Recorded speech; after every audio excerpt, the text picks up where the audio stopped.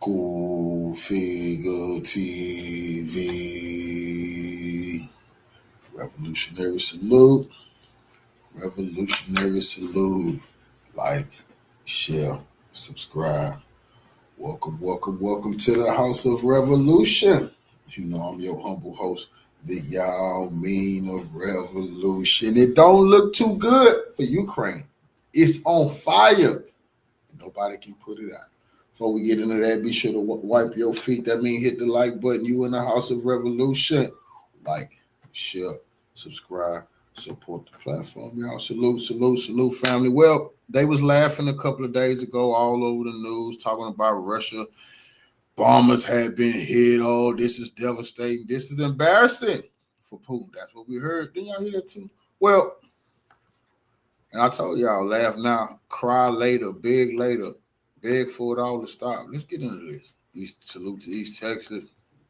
Salute to your family. Let's get into it. The horror of being in Ukraine right now.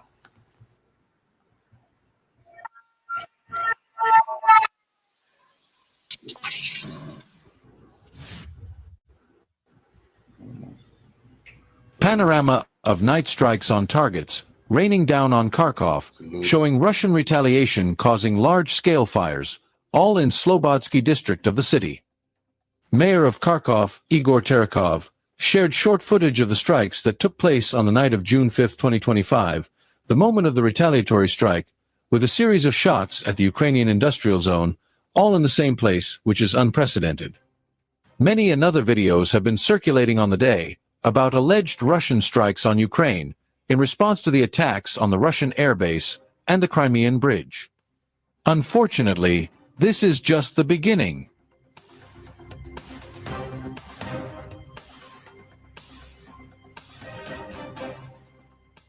Sources report that geranium drones and Iskander missiles were involved in the action, which destroyed the targets, which is not even a real Russian response, which is currently escalating rapidly. Between 7 to 10 explosions were heard, with the screeching geraniums in the darkness hitting the targets and breaking window glass. According to the usual information from Ukraine, the Russian forces launched their geranium attacks so persistently that they destroyed another high-rise residential building. It seems that Kiev is on a rampage, but the harsh reality of war is hitting home again, facing the heat of Russian counterattack, wrote one of the reports.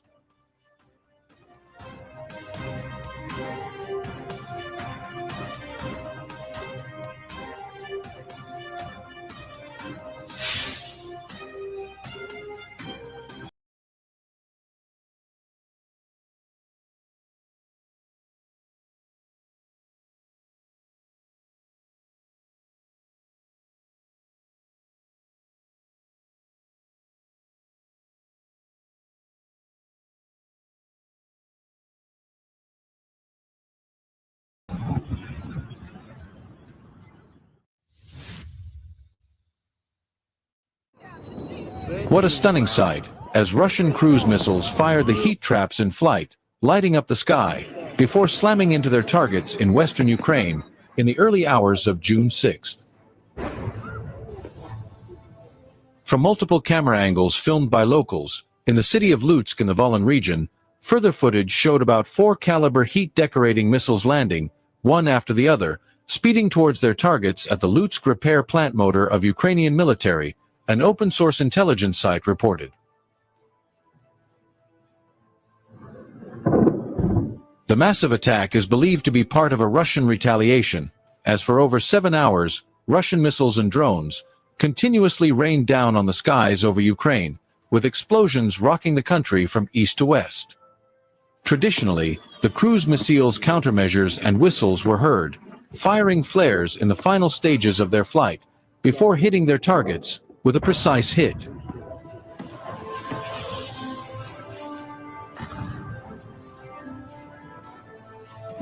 Nobody can help you. The Russian caliber missiles confused the enemy's anti-aircraft systems, or there appeared to be no sign of Ukrainian air defenses, protecting the engine repair complex, causing a fireball explosion there. The repair plant reportedly repairs aircraft engines for MiG-29A, Su-27S and Su-24M aircraft, which are using by the Ukrainian Air Force across the front lines. The plant, which is also likely producing drones at the moment, appears to have been badly damaged after the landing. Meanwhile, following the attack, Ukraine was quick to claim that Russia had attacked a hotel in Lutsk, where the national athletics team was staying. It looks bizarre and has become standard Ukrainian tactics nowadays, one report said. Regardless of the black and white of the statement, Zelenskyy and NATO appeared to watch helplessly, as their weapons were destroyed piece by piece, prompting a harsh Russian response to Kiev's Operation Spiderweb. It's only the beginning.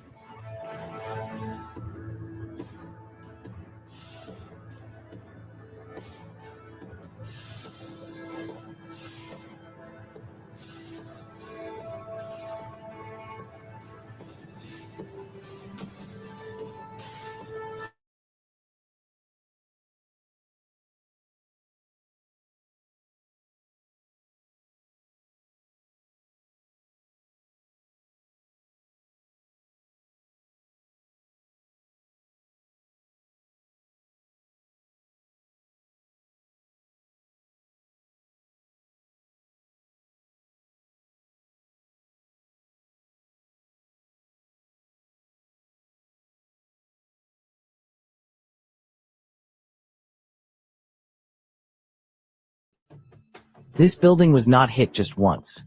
Shortly after the initial strike, a second wave of bombing targeted it again.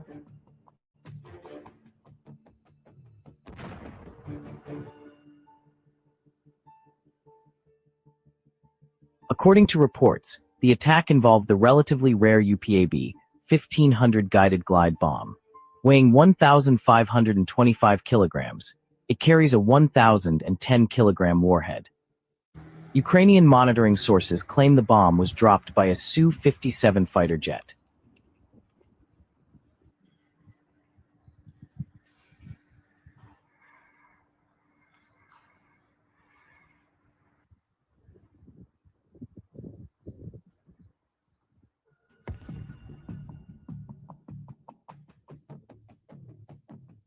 The same thing happened in Kharkiv, where surveillance cameras recorded the moment the target was attacked.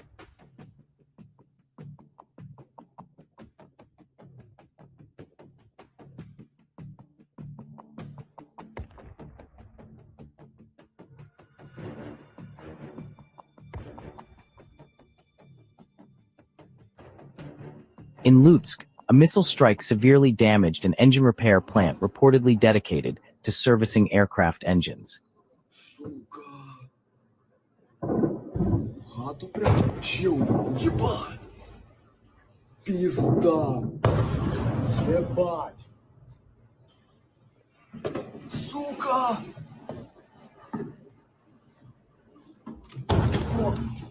Ебанутый нахуй!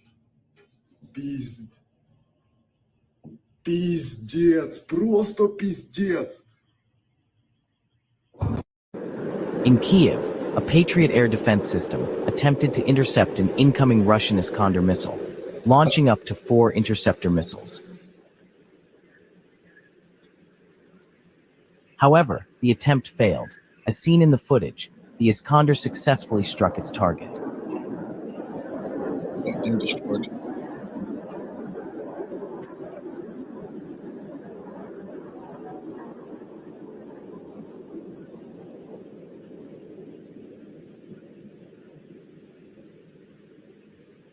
Don't forget to leave your thoughts on the video in the comments section.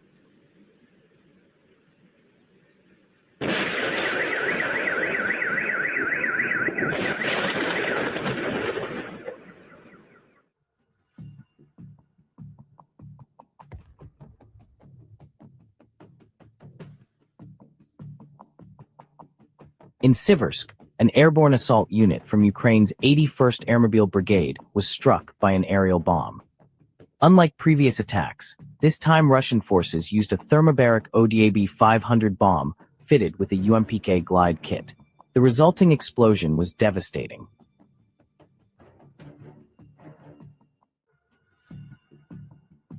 On a frontline position in the Sumy direction, a Russian loitering munition intercepted a Baba Yaga heavy drone just as it was preparing to land. The operator's skill was nothing short of exceptional.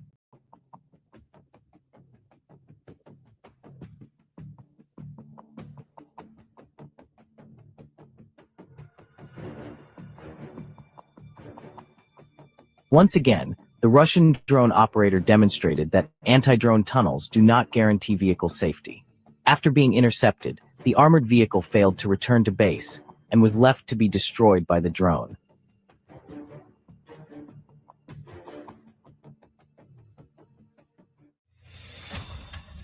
With drone support, Russian artillery launched a brutal strike on Ukrainian troops positioned on the far bank of the Dnipro River in the Kherson region. It was a devastating attack. Large-caliber shells landed with pinpoint accuracy, leaving the Ukrainian soldiers no chance to escape. The strike resulted in heavy casualties.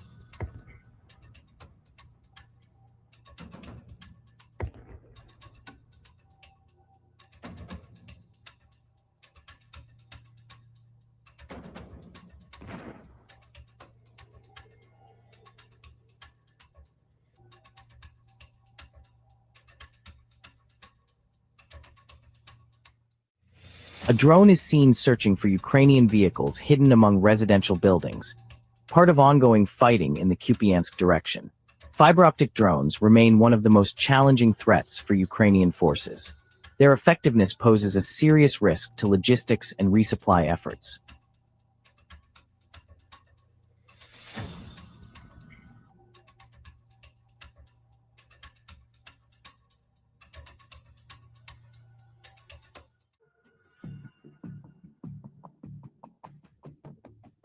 In Fedorivka, Russian assault units were engaged in intense fighting with Ukrainian forces over control of the village. During a raid on a residential building, a Ukrainian soldier suddenly opened fire from a window.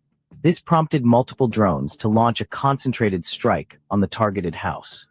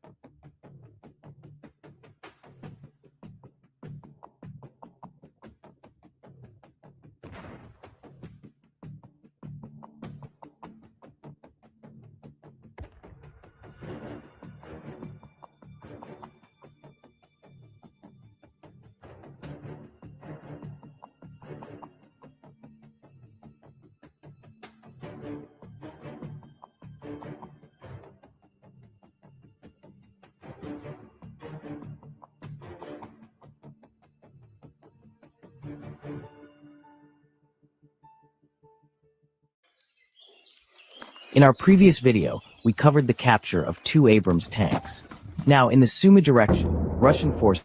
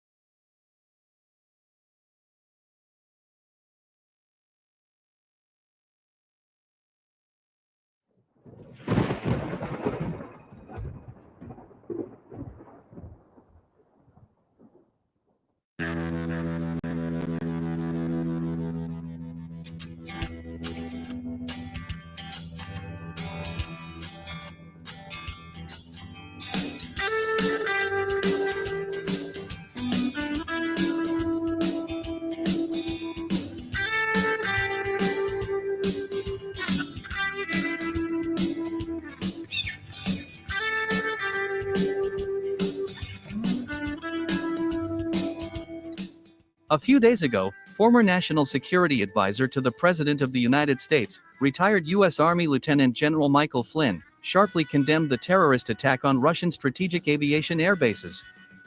According to this American general, according to the terms of the Strategic Arms Reduction Treaty, the strategic aviation of the United States and Russia should not be located in protected hangars, so that these bombers can be viewed from satellites. This is necessary for the United States and Russia to receive real-time data, confirming that strategic bombers are not equipped with atomic weapons. Michael Flynn noted that Ukraine took advantage of this fact to commit a terrorist attack on strategic bombers of the Russian Federation. At the same time, this American general noted that if Kiev did not inform the current US president about the impending attack on Russian strategic aviation airbases, then this is a violation of protocol and a geopolitical slap in the face to Washington, indicating that Ukraine is no longer an ally of the United States.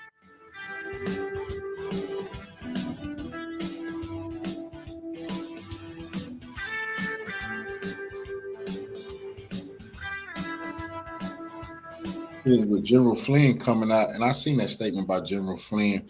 The Democrats really targeted him, tried to get him locked up. Trump had to get General Flynn a pardon because they lied on him, set him up, and trapped him with some money he was making with Turkey and tried to hit him with some Russiagate BS.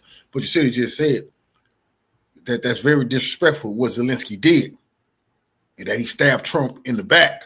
See, that's Trump going to his unofficial statements to say, hey, it looked like the CIA and Ukraine and Mossad and MI6, that's the British intelligence, they stabbed Trump in the back when they bombed them Russian nuclear bombers. He absolutely didn't know.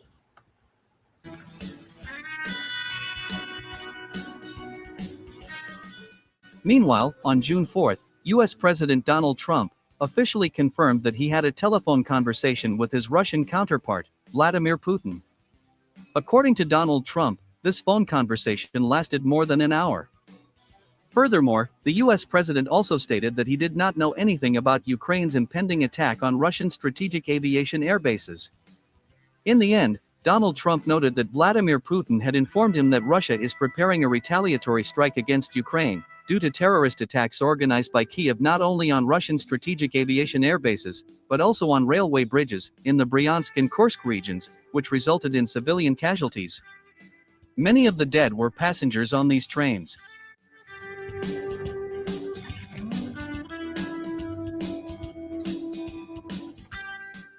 At the same time, it should be noted that beginning on June 2nd, monitoring services began to record abnormal activity at Russian missile ranges in the central, southern, and northern parts of the Russian Federation. Moreover, over the past 48 hours, the Russian military has launched 2 space rockets, including an expendable heavy lift launch vehicle, Angara 5, with an unknown military cargo on board. Against this backdrop, in the expert community, a reasonable question appeared: what exactly did Russia deploy in space before the retaliation strike on Ukraine? By the way, a few hours ago, the US Embassy in Kiev issued a warning to US citizens, urging them to leave Ukraine as soon as possible.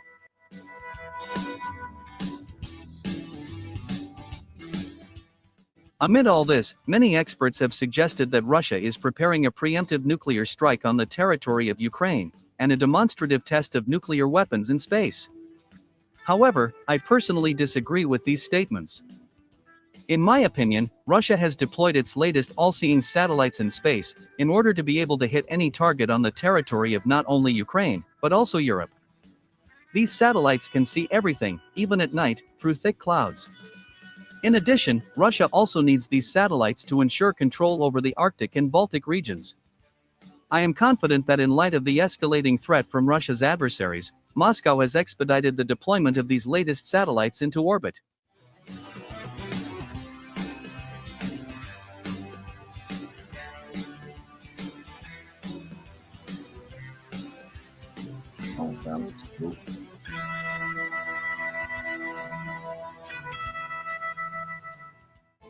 Against the backdrop of tightening Western sanctions and a complete breakdown of cooperation in space, the ability of Russia to provide itself with high-quality satellite images is becoming a priority.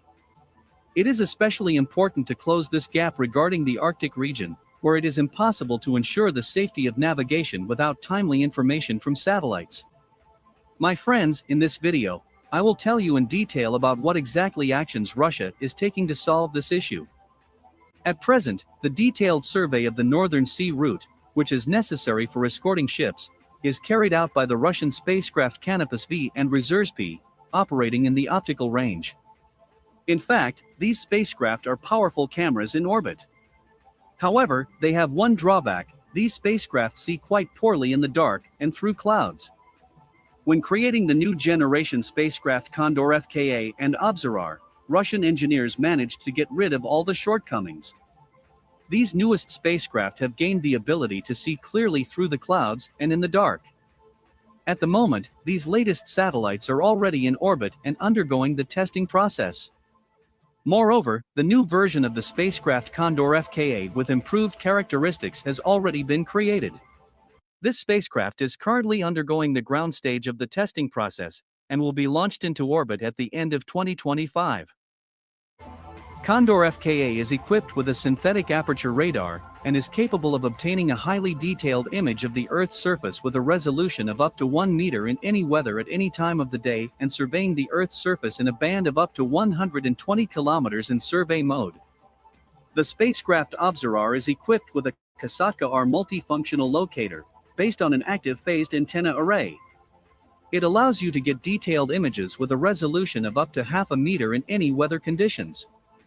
It should be noted that at the moment there is not a single spacecraft in orbit that would be similar in its characteristics to Condor FKA and Observar. Furthermore, in 2026, the construction of 2 more such spacecraft will begin.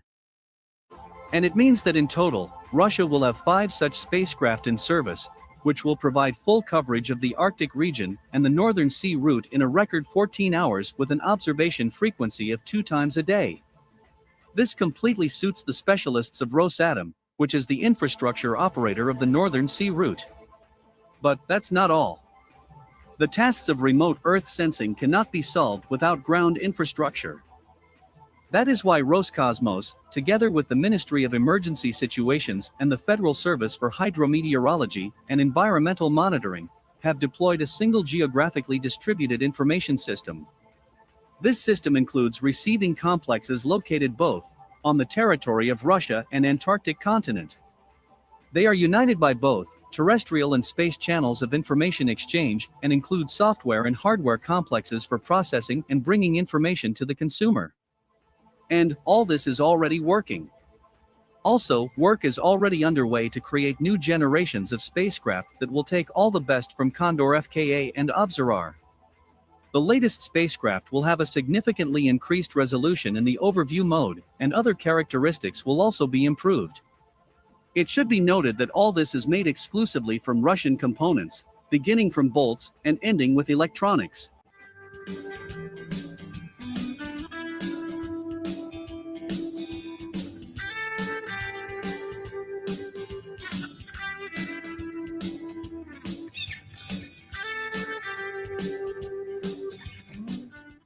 Thus, it is safe to assume that the Ministry of Defense of the Russian Federation is preparing targeted missile strikes against classified and strategically important targets on the territory of Ukraine, and that it is precisely these latest satellites that will coordinate Russian attacks.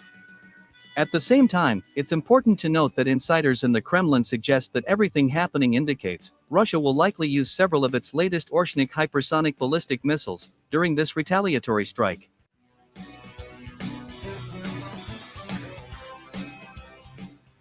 Moreover, many influential Russian military experts, citing their sources in the Russian Defense Ministry, also confirmed this information.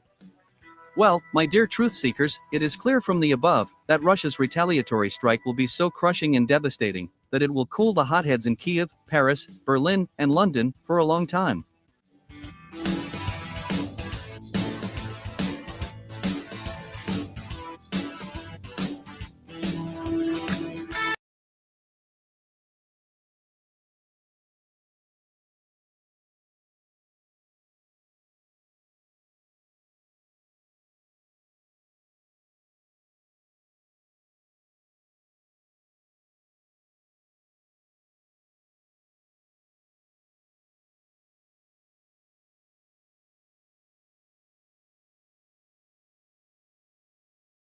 The Russia-Ukraine war is expanding. It is growing larger. It is getting more violent, and the risk of escalation is also increasing. Far from getting closer to a negotiated end, far from anything close to a peaceful resolution, This war is actually getting bigger. And I'm telling you for a fact right now, that is bad news for Ukraine. If you are a fan of Ukraine, if you are a supporter of Ukraine, then this is something that you do not want to see. Crowing about having a big hit deep inside of Russia on their bomber forces, knocking out some train bridges, those brief well, that does great on make people happy when they look at video of something happening in Russia.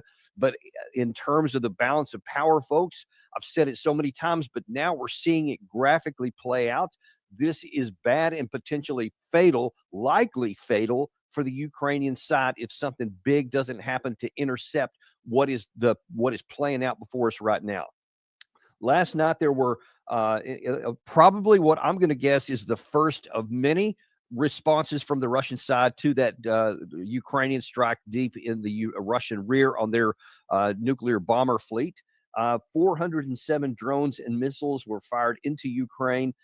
They include improved Garins. And by the way, let me just talk for a second on those Garins.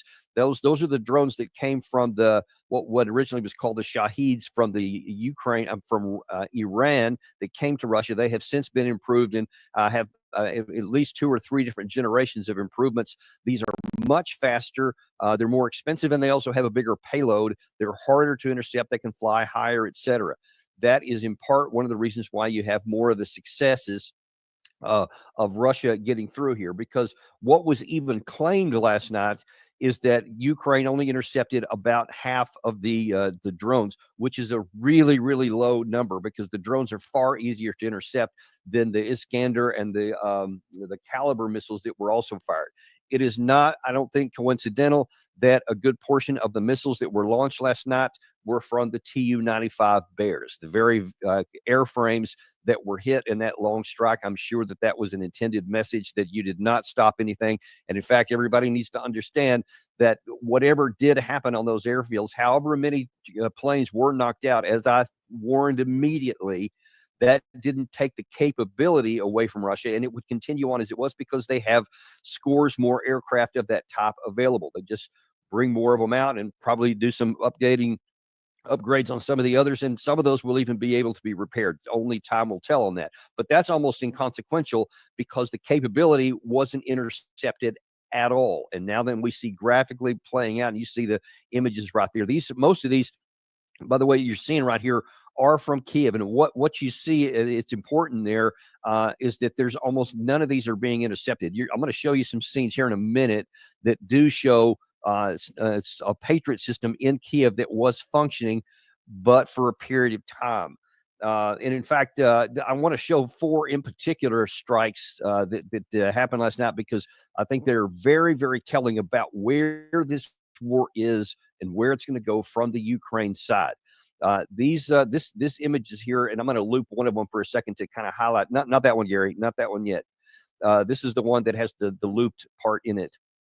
The color ones, because you're going to see some missiles coming in here. This is in the daylight here. This is in Lutsk, actually. This is not in Kiev, but you'll notice here, and I'm gonna loop this second one here a few times. You see the missile coming in right there. You can watch the same spot. You see the thing coming in. It is completely uninterrupted. Nothing. You don't even see any attempts at air defense going in there. And so that was number 2. Then you're going to see 2 more after that. That firing deeper, and what you just notice, nothing is stopping these attacks here. And then here comes a third one that's going to be coming in. You can see it coming in. There it is, right in the middle, and then just crushes right into it. And this is apparently some motor works. It was a factory that was making. We don't actually know for sure what. We just know it was some sort of metal or motor factory that the Ukraine side had that Russia attacked and knocked out. And combined with those images Gary was showing you a minute ago inside Kiev, and most of the air defense missiles from the Ukraine side are in Kiev to protect the critical infrastructure and the regime inside the capital city. And those you saw, just like those in Lutsk, almost nothing intercepted them. I'm sure there were some. And in fact, this is a night vision. This is maybe the most important video to see here, because you're going to see a Patriot air defense system that fires 4 missiles. And by the way, this also shows you that they expend a lot of missiles for even one incoming round. And you're going to see here where they fire 4 missiles from the battery going up, and then you're going to see a period of time where all of a sudden there's going to be a response that it didn't hit. And yeah, go ahead and roll that one. So there go that's 1, 2, 3, and 4. Those are 4 outgoing missiles, air defense missiles from a Patriot system in the Kiev region. And then you can even hear that was one missile already striking near the battery. You'll see in just about 5 or 6 seconds here, you can hear the missile motor engine getting louder, and there it is. There it comes, and bam, right where the missile launcher was. So what it did was they hunted the missile launcher. The Russians used the Iskander missile, which can change directions in the middle of a flight. So all the Russians was doing, and this is very humiliating, because what they're doing is they destroying the air defense systems, and then they're going to terrorize them for the next couple of days. Very humiliating for the U.S. that the Russians are targeting your air defense systems, and as soon as you fire any missiles from your air defense systems, they destroy them. Completely destroyed there. And what that tells you, folks, I mean, even just these images alone, just the results of these attacks overnight show you that the air defense capacity from the Ukraine side continues to dwindle. And you heard Secretary of State Rubio a couple of weeks ago tell him, you can pull that off now, Gary, just a couple of weeks ago, that we don't have any more Patriot systems to give. He said, Zelenskyy keeps asking us over and over for that, but we don't have any to give. And there's very few that anybody else in the Western Alliance has, and they don't want to give them up either, because they see how important and absolutely critical it is to be able to defend if you don't have those sites. And especially seeing this, that even the Patriot system, as good as it is not foolproof, number one, because you saw 4 outgoing missiles and it didn't stop about 12 seconds later, an Iskander coming at it. So that tells you something right there as well. But now then that's gone, because he could have gotten some of the Garants and some of the others, even the Caliber missiles, if it hits it right, if it's got a good attack vector. But now then they've lost another one here. So whatever comes in subsequent waves is going to have even fewer air defense capacities to get it. This is not something that's going to be reversed. Understand that. We're not giving them any more. Probably nobody in the Western world is going to give them any more either. They lost a bunch last night. What they had was clearly ineffective. And we're talking, there was attacks from Ternopil, Khmelnytskyi, Lviv, Lutsk, and of course in Kiev last night. Major attacks spread throughout the country. Most of them got through. Good portion of them. And now then it's going to be even easier for Russia. That is going to only continue to deteriorate. And it is very clear Russia has the capacity to build a lot more of these missiles and almost an unlimited capability on the Garand drones that are proving so effective at the operational and strategic levels here. So if you're the leader of the Ukraine side, and if you're a supporter of the Ukraine side from NATO or Western Europe or any of these other countries, you have to be able to just honestly say, this ain't going to work out well.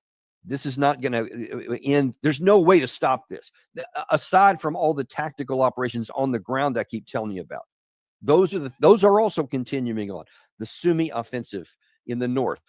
There's another absurd attempt by the Ukraine side to try and push back into the Kursk area in a different direction that has just scratched out a few square kilometers, one village. And they're continuing to fight there because they don't have the power to punch in any further. Then you have the Kharkov area where Russia's continue moving out. There has been additional advances in the Kupiansk area, in the Pokrovsk / the Liman area. There continues to be advancements in all these places. More troops are apparently heading in from Russia and Belarus into these areas as well. So the capacity on the ground continues to go up from the Russian side. And then we have, though, complete detachment from reality from the Ukraine side. We have Volodymyr Zelenskyy, who just was crowing and talking all kinds of smack about this one-off shot that they did get. And it was a great one. It by itself, again, let me reiterate this Operation Spiderweb, where they had these drones that they had spent 18 months working on, drove them into various parts of Russia, and then had a very sophisticated operation to remote control, open the tops of these vehicles. The drones come in and cause some significant damage. That is no joke. That was some that real wasn't pain for Russia. But it was a one-off deal, because now then, once you use something like that, and we've seen this throughout the war, now Russia's awakened. Now then, they're paying a lot more attention to their base security all over the place. But remember also, even with these two, this is 2 of 5 bases that were hit that actually had some damage. The other 3 were able to repulse them. You can be sure that all the remaining bases are now all fully alert and paying a lot more attention to their area. So you're not going to be able to make that happen again. So you had some hit, but that's probably all you're going to get there.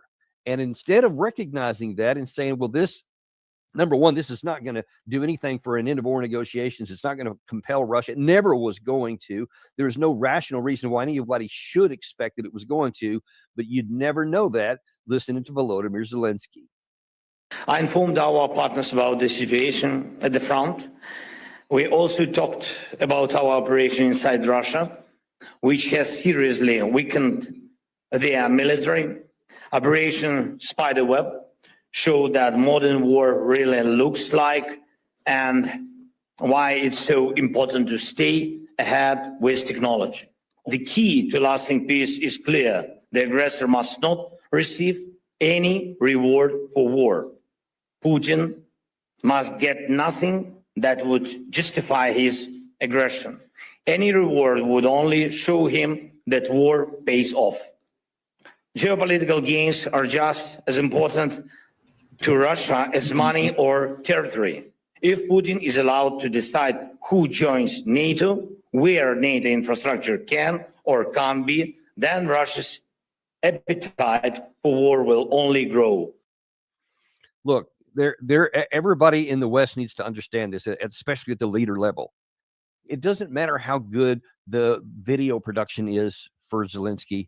It doesn't matter how good he is at delivering a speech and giving rousing words like he did right there, and he does that a lot. He has a team, of course, that goes around. If you look at his X feed, I mean, every single day there's like these dramatic photos. There's excellent photography that's done. He's got all these great angles, and he, sometimes he's got his glasses on. He's looking scholarly. Sometimes, he's looking tough and like army top. Sometimes he goes to the front, etc. He's followed around with these cameras that get these really dramatic movie-like images, even when he's giving a speech. I think we had that on a couple of days ago. You could see those are great, and unfortunately, they seem to have an impact on his target audience, which is Western European leaders. They seem to actually be buying into what he says because it looks good. But folks, you're going to have to start paying attention to what the hell's going on the ground, and now increasingly in the air, because all that's going to come crashing to an end. And look, in just the last few weeks or so, you've seen an escalation in what the Ukraine side has been doing. And it's not insignificant. It's not minor. There has been strikes on the, of course, I just mentioned, on the ground. They've tried to poke again into the Kursk area. They have launched destructive attacks, sabotage operations on railroad bridges in the southern part of Russia. They have attacked the Crimean Bridge again. And of course, this big shot here. Overnight, there was another attack actually by Ukraine. Didn't get much press in the West today, but there was, I think I saw the number was 147 drones from the Ukraine side into Russia. One of them apparently hit something at the Ingles Air Force Base in the area of the Saratov region. One of the reasons it's not getting a lot of headlines is because most of those drones and missiles are intercepted. Nothing's foolproof, and so some of the stuff gets through there. But the impact and the consequences of those strikes are very minor. Russia has the advantage in air defense. Russia has the advantage in air offense. Russia has the overwhelming advantage in strategic drones. At the tactical level, it's parity. Both sides are doing really good work there, and it's devastating for both sides. It's very difficult, but you see that even though there's parity in drones at the front, there's not parity in drones at the front in artillery, in air attack, air bombs, the glide bombs, other kinds of missiles, definitely in rocket artillery. All of those are, and manpower above all. Manpower is in the advantage on the Russian side. They have everything they need, and despite parity in drones, the Russian side still continues to advance. And you also need to listen to what even some of the Ukraine people are saying. There was a visit to Washington a couple of days ago by a delegation from Ukraine. I think it was led by Yermak. It was led by Andrei Yermak, one of probably Zelensky's number one right-hand man. And apparently in that same visit, there was a Ukrainian colonel who spoke with some American Congress people, and both the House and the Senate. Gary, if you can toss that one up there, because this is in the news just today, that according to, this is to the AFP is reporting this, that speaking to reporters after briefing U.S. lawmakers and officials, Colonel Pavlo Palisa said that, that's a Ukrainian colonel, said that Russia has set the goal of seizing by the end of September of this coming year the entirety of the Donetsk and Luhansk regions, which they have not yet done, of course, in the 3.5 years of war. 2 of the 4 regions that Russia has claimed to have annexed, which featured in Russian propaganda, a proposal that Ukraine terms at that 12-point ultimatum that we previously told you about. By the end of the year, Russia wants to establish a buffer zone along the Ukrainian-Russian border. The colonel said that's what we talked about with the Sumy and the Kharkiv region. Those are continuing to go forward. But then he gets to the real important part. The plan for next year is to occupy the whole of Ukraine, which is situated on the left bank of the Dnipro River. The goal is to occupy Odessa region and Mykolaiv region and to cut Ukraine's access to the Black Sea, i.e., this is exactly what we've been telling you for months, is that Russia's goal. This is not something secret. This is not something that this Ukrainian colonel leaked to the press or something that now it's a shock, because the evidence has been out there for all the time. Again, we say this over and over. You've got to listen to what the Russian side is saying. And unfortunately, it's not. Again, and this is just a few days ago. Here was Dmitry Medvedev shortly after that attack on the Russian bomber fleet. He posted this on Telegram, where he said, Gary, there you go. He said, to all who are worried about retribution, you need not worry. This is a normal person's quality. Retribution is inevitable. Remember, our army is actively advancing and will continue to advance. Everything that must explode will certainly explode, and those who must be exterminated will disappear. That's number one. Obviously, the first round of that happened last night. This is on June 3rd that he posted this. So that was 3 days ago. Then he says the negotiations in Istanbul are needed not for a compromised peace on an unrealistic conditions invented by someone, but for a speedy victory on the complete destruction of the neo-Nazi government.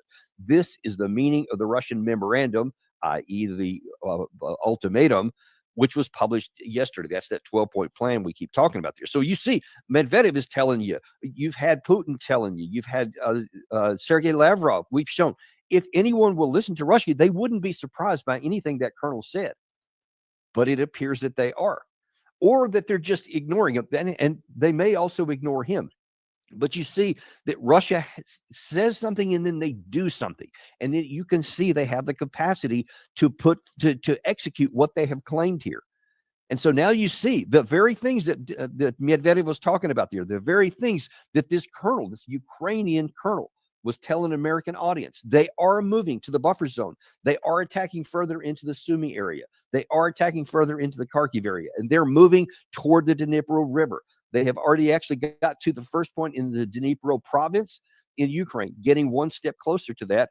And all of their industrial capacity continues to produce everything that's needed for that.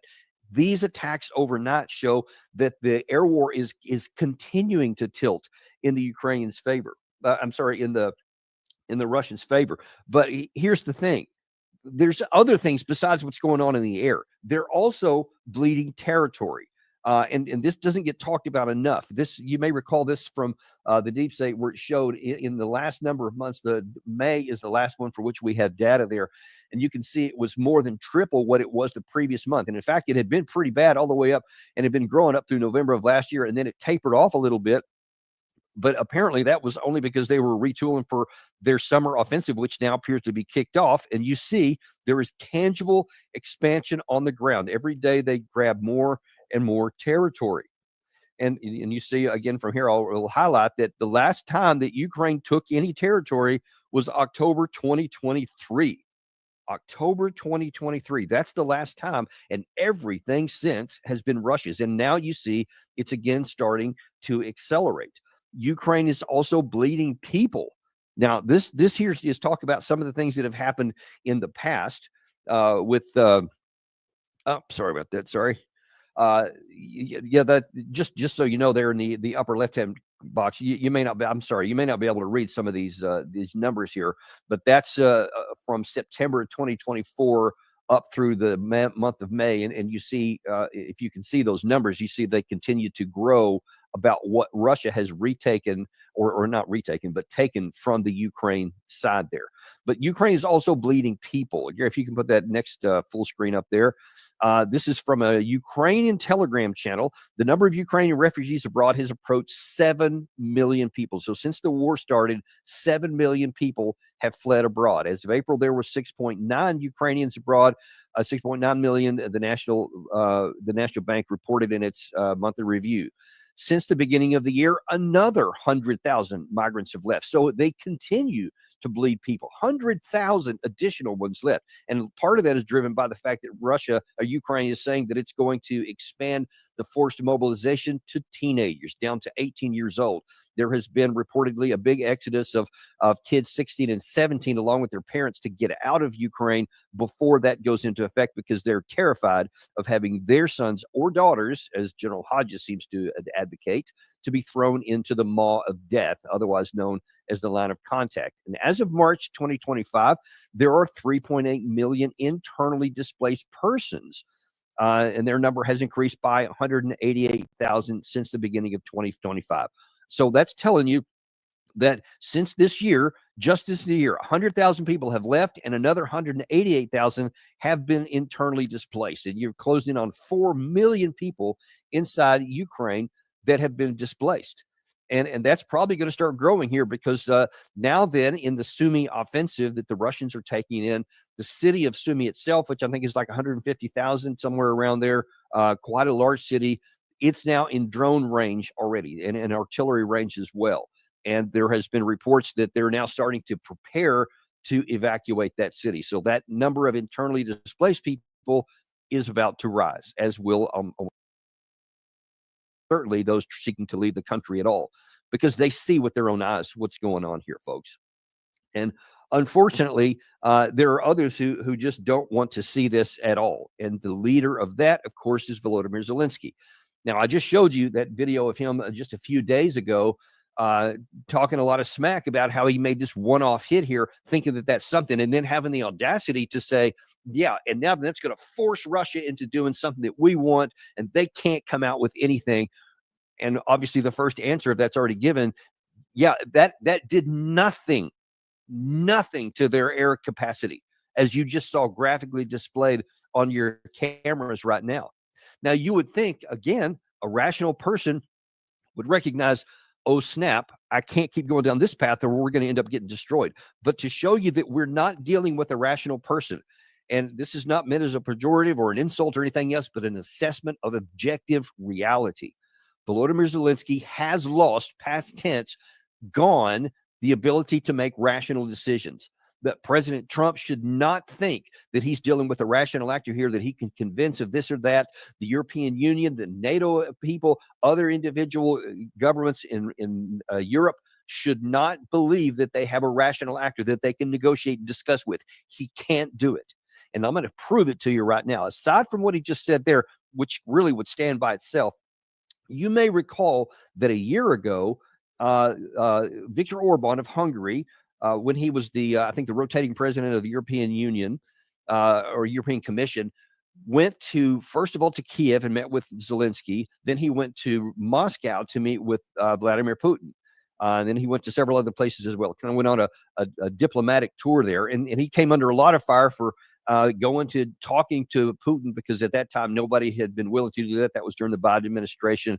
And he said he wanted to talk, try to bring the sides to some kind of negotiated settlement. At the time, he didn't say anything at all, even implying about what may have happened between him and Zelenskyy. Now then, earlier today, a video was released where he did exactly that. Check this out. You probably remember, because I had some report to you about my conversation with Zelenskyy last year, July, in Kiev. Yeah. My mission was to help to put together a peace, or at least ceasefire. And I never said publicly anything on that, but now probably I can do.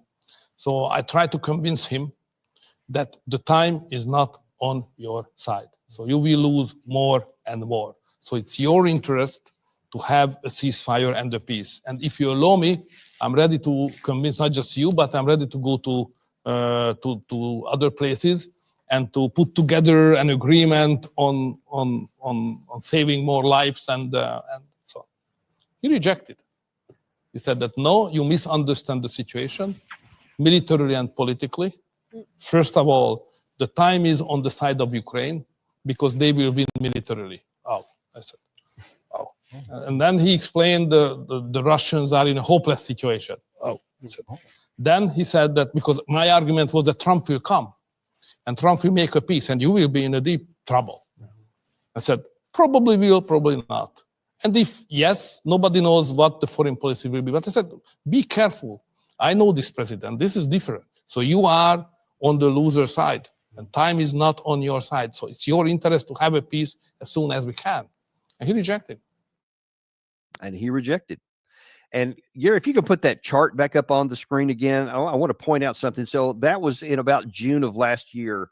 And if you take a look at, if you can see anyway, about 3 blocks below that red rectangle in the upper left-hand side there, you see that in the month of June, Ukraine lost an additional 114 square kilometers. The next month, July, 181 square kilometers. The next month, August, 363 square kilometers. And add on all the way up. And every month it kept just about going up until November when it was 725.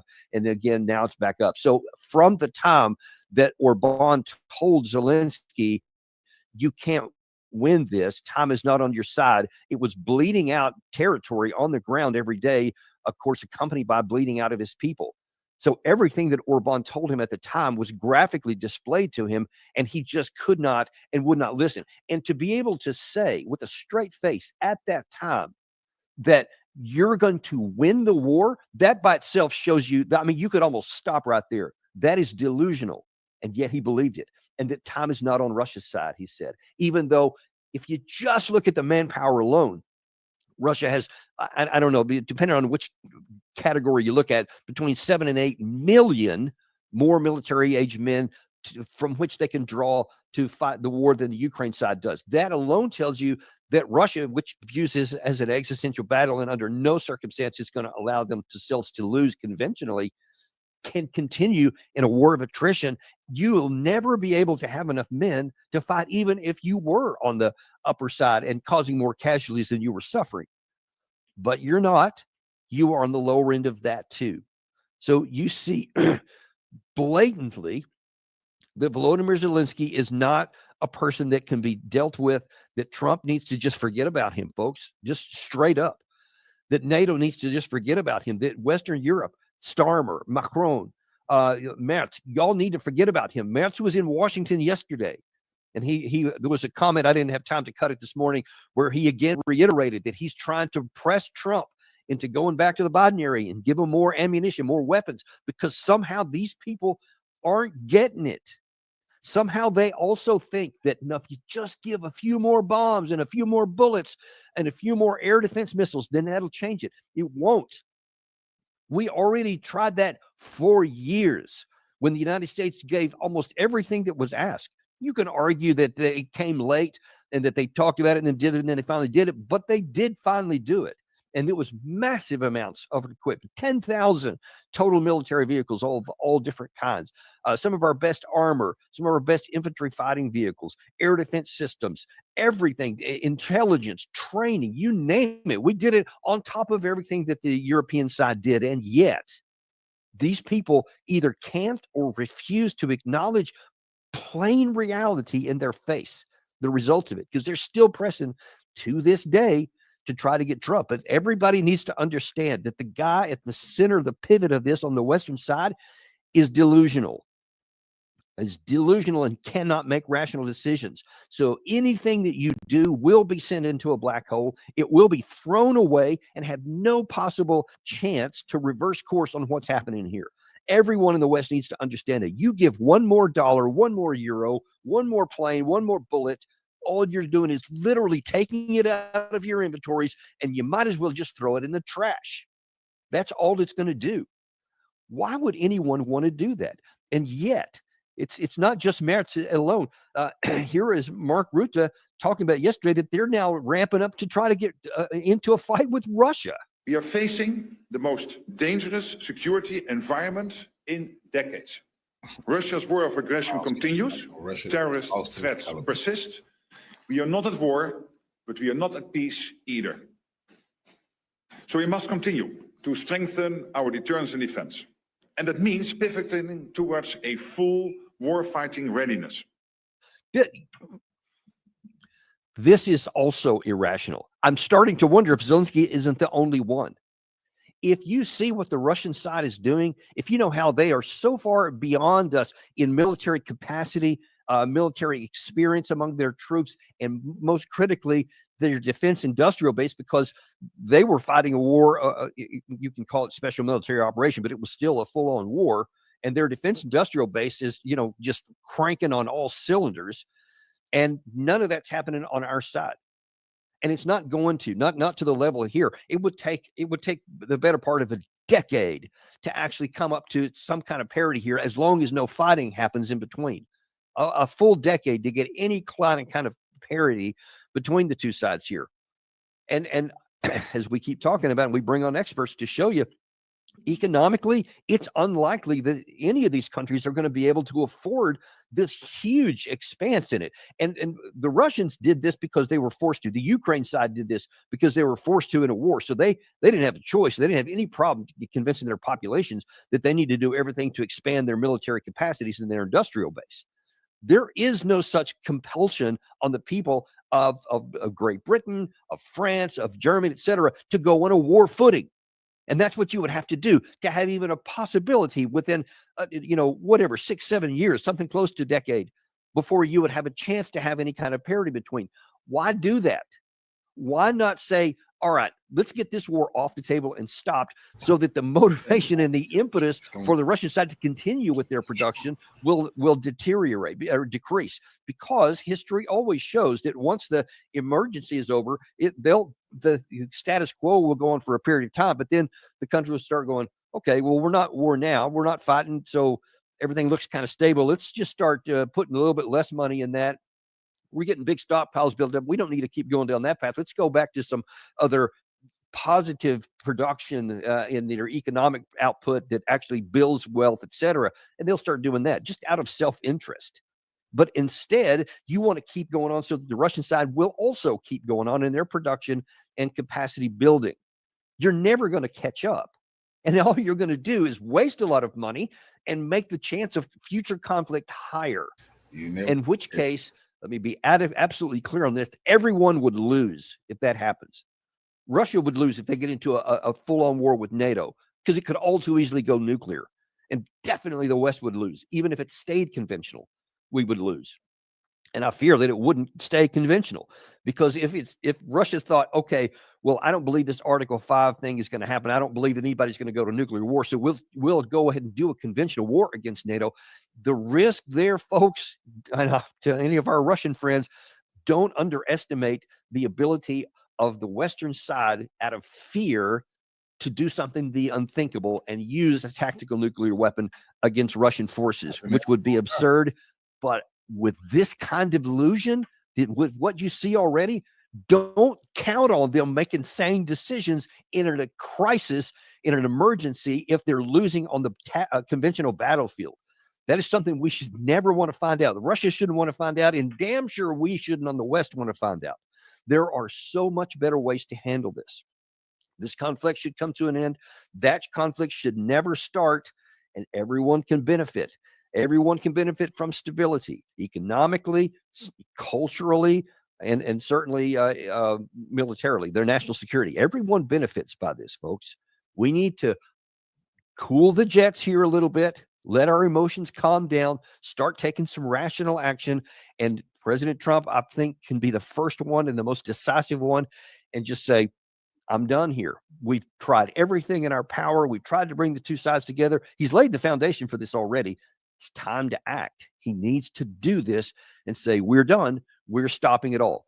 You want to keep fighting, you do it on your own. We're not going to do anything else. We can help all of our equipment, our help, intelligence, etc. All that is coming home. We're going to be stopping it. And then I think it's pretty clear that the Western European side will follow suit. I don't think that they're going to go down that path of potential war with Russia without the United States over their shoulder. I don't think they will. Doesn't matter what the Ukraine side would do with Zelenskyy.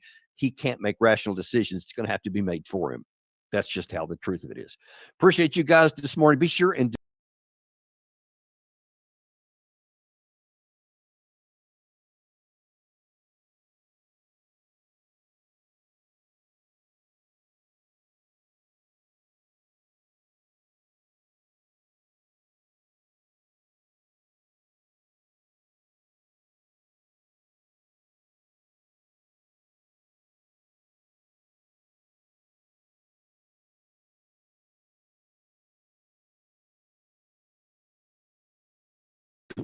war, meaning it seems that Russia appeasement is gone. Maybe they seem to have gotten to, is that brain?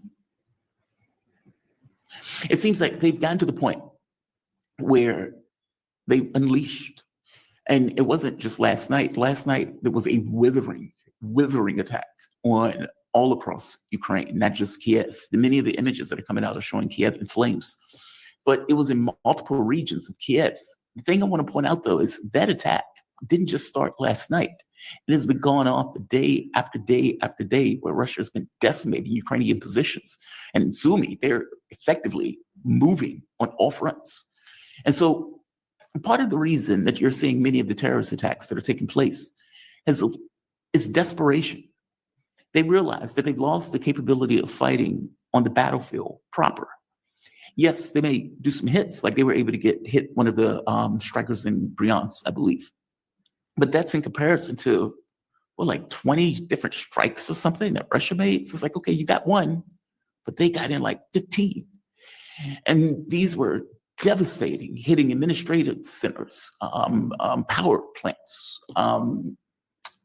buildings that are used as factories. I mean, they were hitting place after place after place after place, with Ukraine having no capability of stopping them at all. It seems that the air defense is not there. Now, this brings up something that Marco Rubio said. If you remember in the Senate hearing, Marco Rubio, when asked about giving money and weapons to Kiev, Rubio pointed out that the thing that they need is air defense, which is something that the US no longer has access to, meaning we don't have. And they've been trying to push Europe to effectively give them what they have. So when you're seeing these attacks that are coming in, blowing stuff up, with Kiev not seemingly to be able to respond, that's why.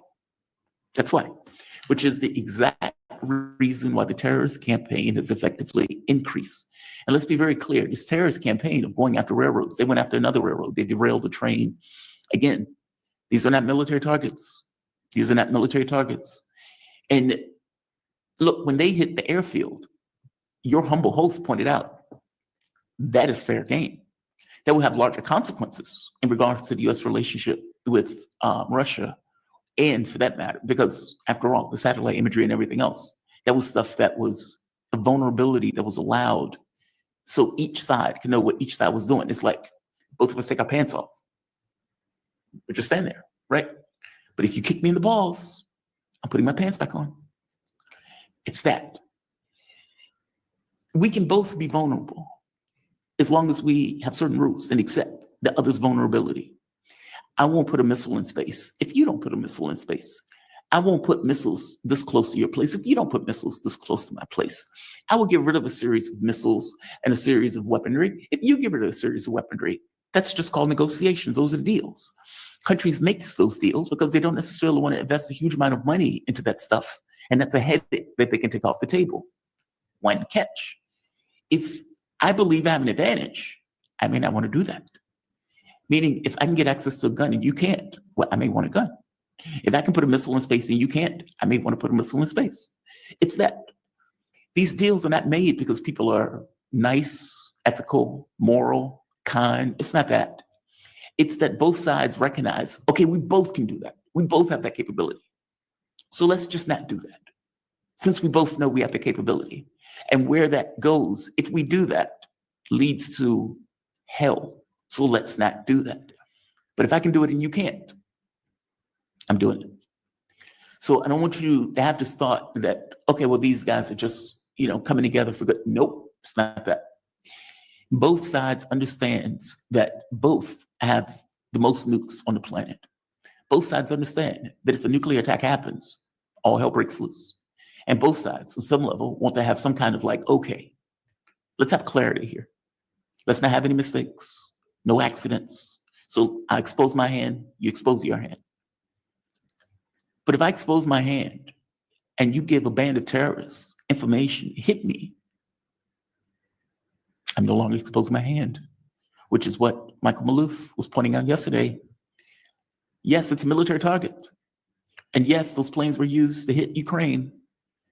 But if the United States gives that data and that information, and Russia knows the US gave that data, I don't care what Trump says. Trump doesn't matter in this case, meaning it doesn't matter that Trump called Putin. Doesn't matter one iota. Russia fully understands, even though they may say, we know the Brits were involved. They also know America was involved. They just want to keep Trump on somewhat of a positive footing that was less hostile than Joe Biden, even though they understand he's belligerent and they understand he was involved. And they probably even understand it's a shadow campaign against them. But they don't want to say it. Fair enough. The moment that you say something, you've brought it into the real world and you have to deal with the thing that you effectively said. Meaning, Russia understood that the United States had troops in Ukraine, mercenaries as they would call them. They understood it. Could they say it? And if they say it, what does it mean when they say it? If you pull it into reality, you have to deal with the reality that you've just created. And so it's far easier to act as if it's all the Brits, it's all the Brits, it's all the West. They can use these euphemisms when they know full well that the US was involved. It's fascinating. I want to show you some of the attacks last night because these were punishing. And to be very clear, this is not retribution. I just want to make that very clear.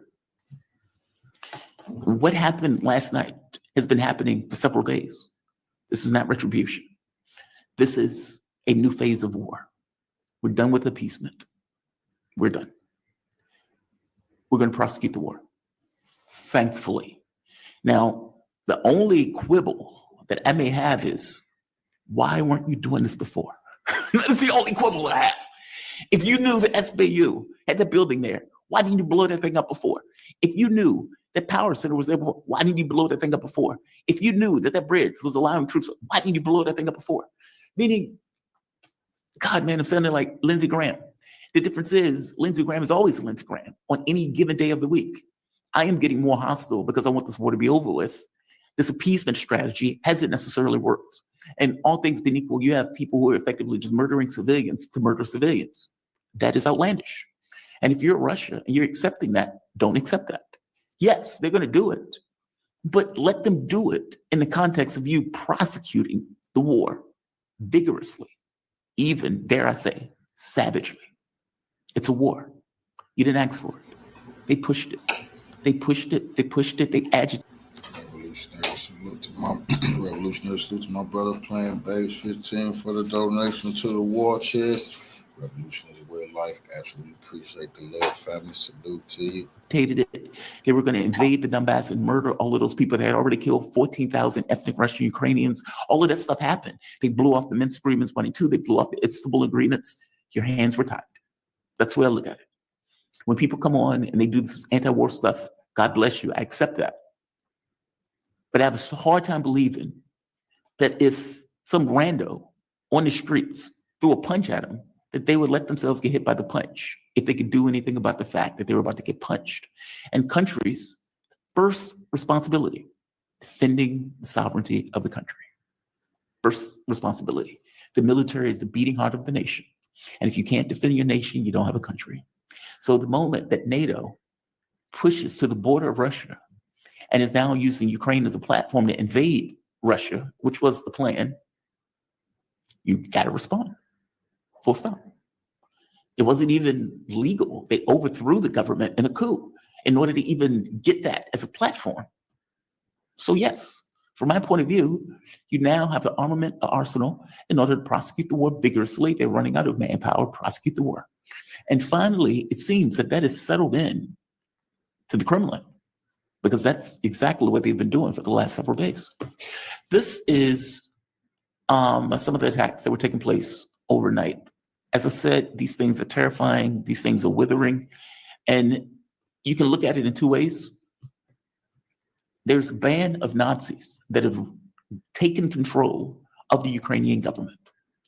That band of Nazis has driven this country to war to the tune of getting 700,000 people killed in a war that never needed to be fought, never needed to even be contemplated. And yet here we are. And they still have the levers of power. They still put political prisoners in prison. They still get rid of opposition media. It's a dictatorship. They are liberating the dictatorship. They're removing this band of lunatics and whack jobs that have taken over this country in the same way that you can say the Soviet Union liberated Nazi Germany. If that's the way, that is the way I look at it, frankly. That is the way I look at it. These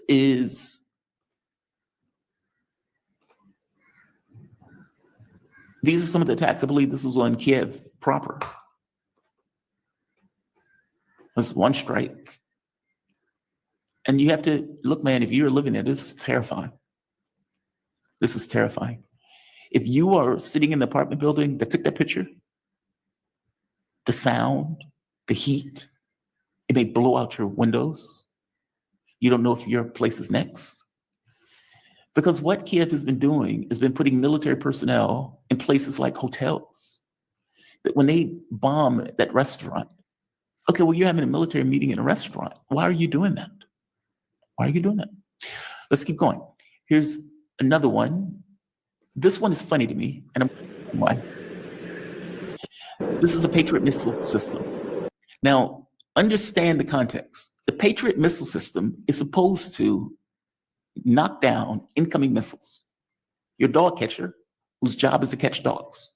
That is your role, that is your responsibility. All right. And it realizes it's in danger. It realizes it's in danger. And it gives one primal scream at the end of its life. I call this the fuck it option. Notice those what lights? It's firing off missiles. It's trying to save its life. They'll never play this song. It's trying to save its life. What happened to that? Billions of dollars just being fired. And it doesn't help. It doesn't help. It fires no more.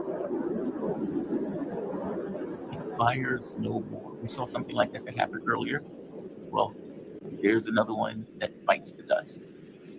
Here is another attack that takes place. I'm going to show a few of these because I want to get across the gravity and the scale of what has been taking place over Ukraine. They don't want to fight Russia. This is in... They don't want to fight Russia. Stop. This is a motor repair plant. Lutsk, L-U-S-K-H. Here is what just happened.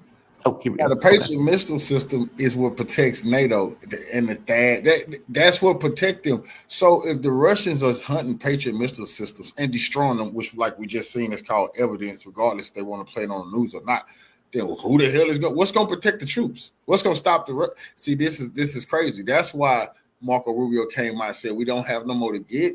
You done got them all destroyed. That's why they want a ceasefire, 30-day ceasefire, immediate peace agreement. Yeah, nigga, no, immediate surrender, NATO. That's what you have to do. You have to surrender. Okay. But it's over for you now. You'll never Africa. It's over for you. Death from above. Just fire from the sky. Пиздец, просто пиздец. Zelenskyy hiding underground while all this terror is in the sky. It's not a video game. Сука.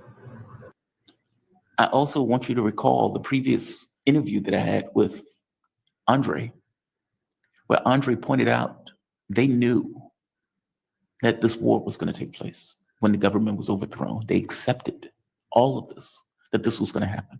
It's just outrageous. Here's one at Kherson Administrative Building, the one that took place, I believe this was yesterday.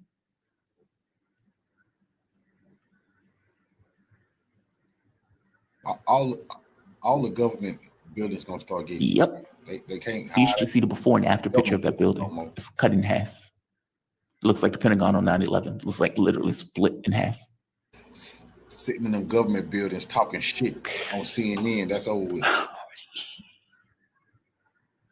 And just to point out that this wasn't, oh God, I hate it when they do that. I hate it when they do that. This is not a goddamn video game. This is, I hate it when they put a soundtrack to people getting killed. I hate that. I hate that. 1,000 times I hate that. It's a war. It's a sacred act. Accept it as such. It's not, hey, this is awesome. This is at the same time, these war fighters is riding around in these vehicles. They listen to the war music while they fighting to amp themselves up. So many people make videos with some music. Fuck it, man. Shit, that's how they living out there. Catastrophe that never needed to happen. For war. Where you're adding in thumping music like it's some kind of disco and people getting killed. It's just sick. This is some of the assaults that were taking place on Ukrainian lines, which is my point. This seems to be a new phase of end of war. The world for them. This does not seem to be just a flash in the pan. I could be wrong. Man, Putin told him, man, listen, this is now he dealing with terrorists, you see. So they have to switch the operation to an anti-terror operation. United States and NATO, they know all about anti-terror operations, right? Ain't that what they said? Ain't that why they was in Iraq? Ain't that why they was in Afghanistan? Wasn't no war on terror. And they used their whole military power on the war on terror. Putin just came out and said they dealing with terrorists.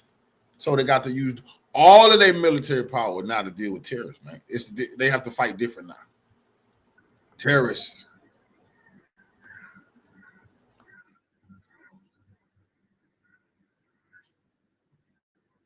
Bam. Another thing with the drones, one of the most interesting things that I saw the other day was Chinese drone pilots training to use those drones. And the training for those things are so intricate. Like they could come through a window, go through chairs, fly around a room, and then hit their target. So when you saw that pilot there, the level of control that they were effectively using in order to Russia training all its allies, North Korea, Iran, Venezuela, Niger, Burkina Faso, Mali, training all their revolutionary buddies. And Ukraine is training NATO because NATO don't know shit about fighting no event in war like this. That's just a fact.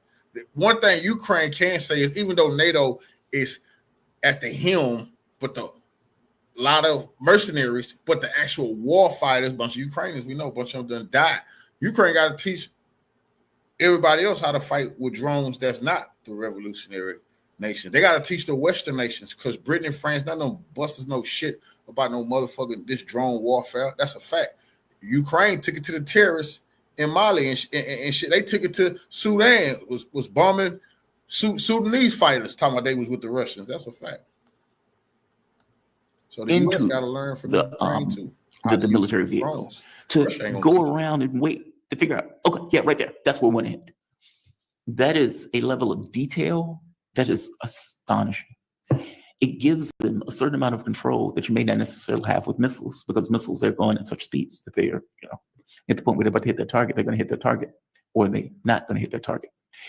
I want to show something else. One more, I guess you could say this is, and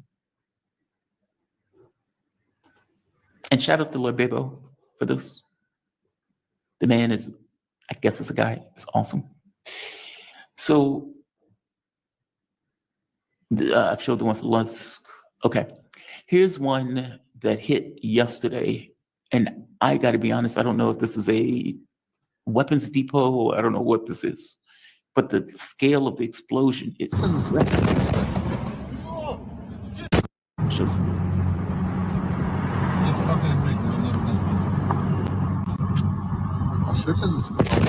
Man, it's gonna get bad for these people.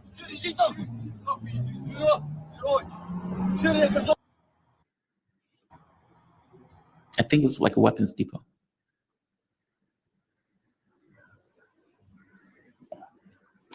Apparently, Germany is going to have to give another delivery of weapons because those were blown up. Just outrageous. It's a catastrophe. It really is.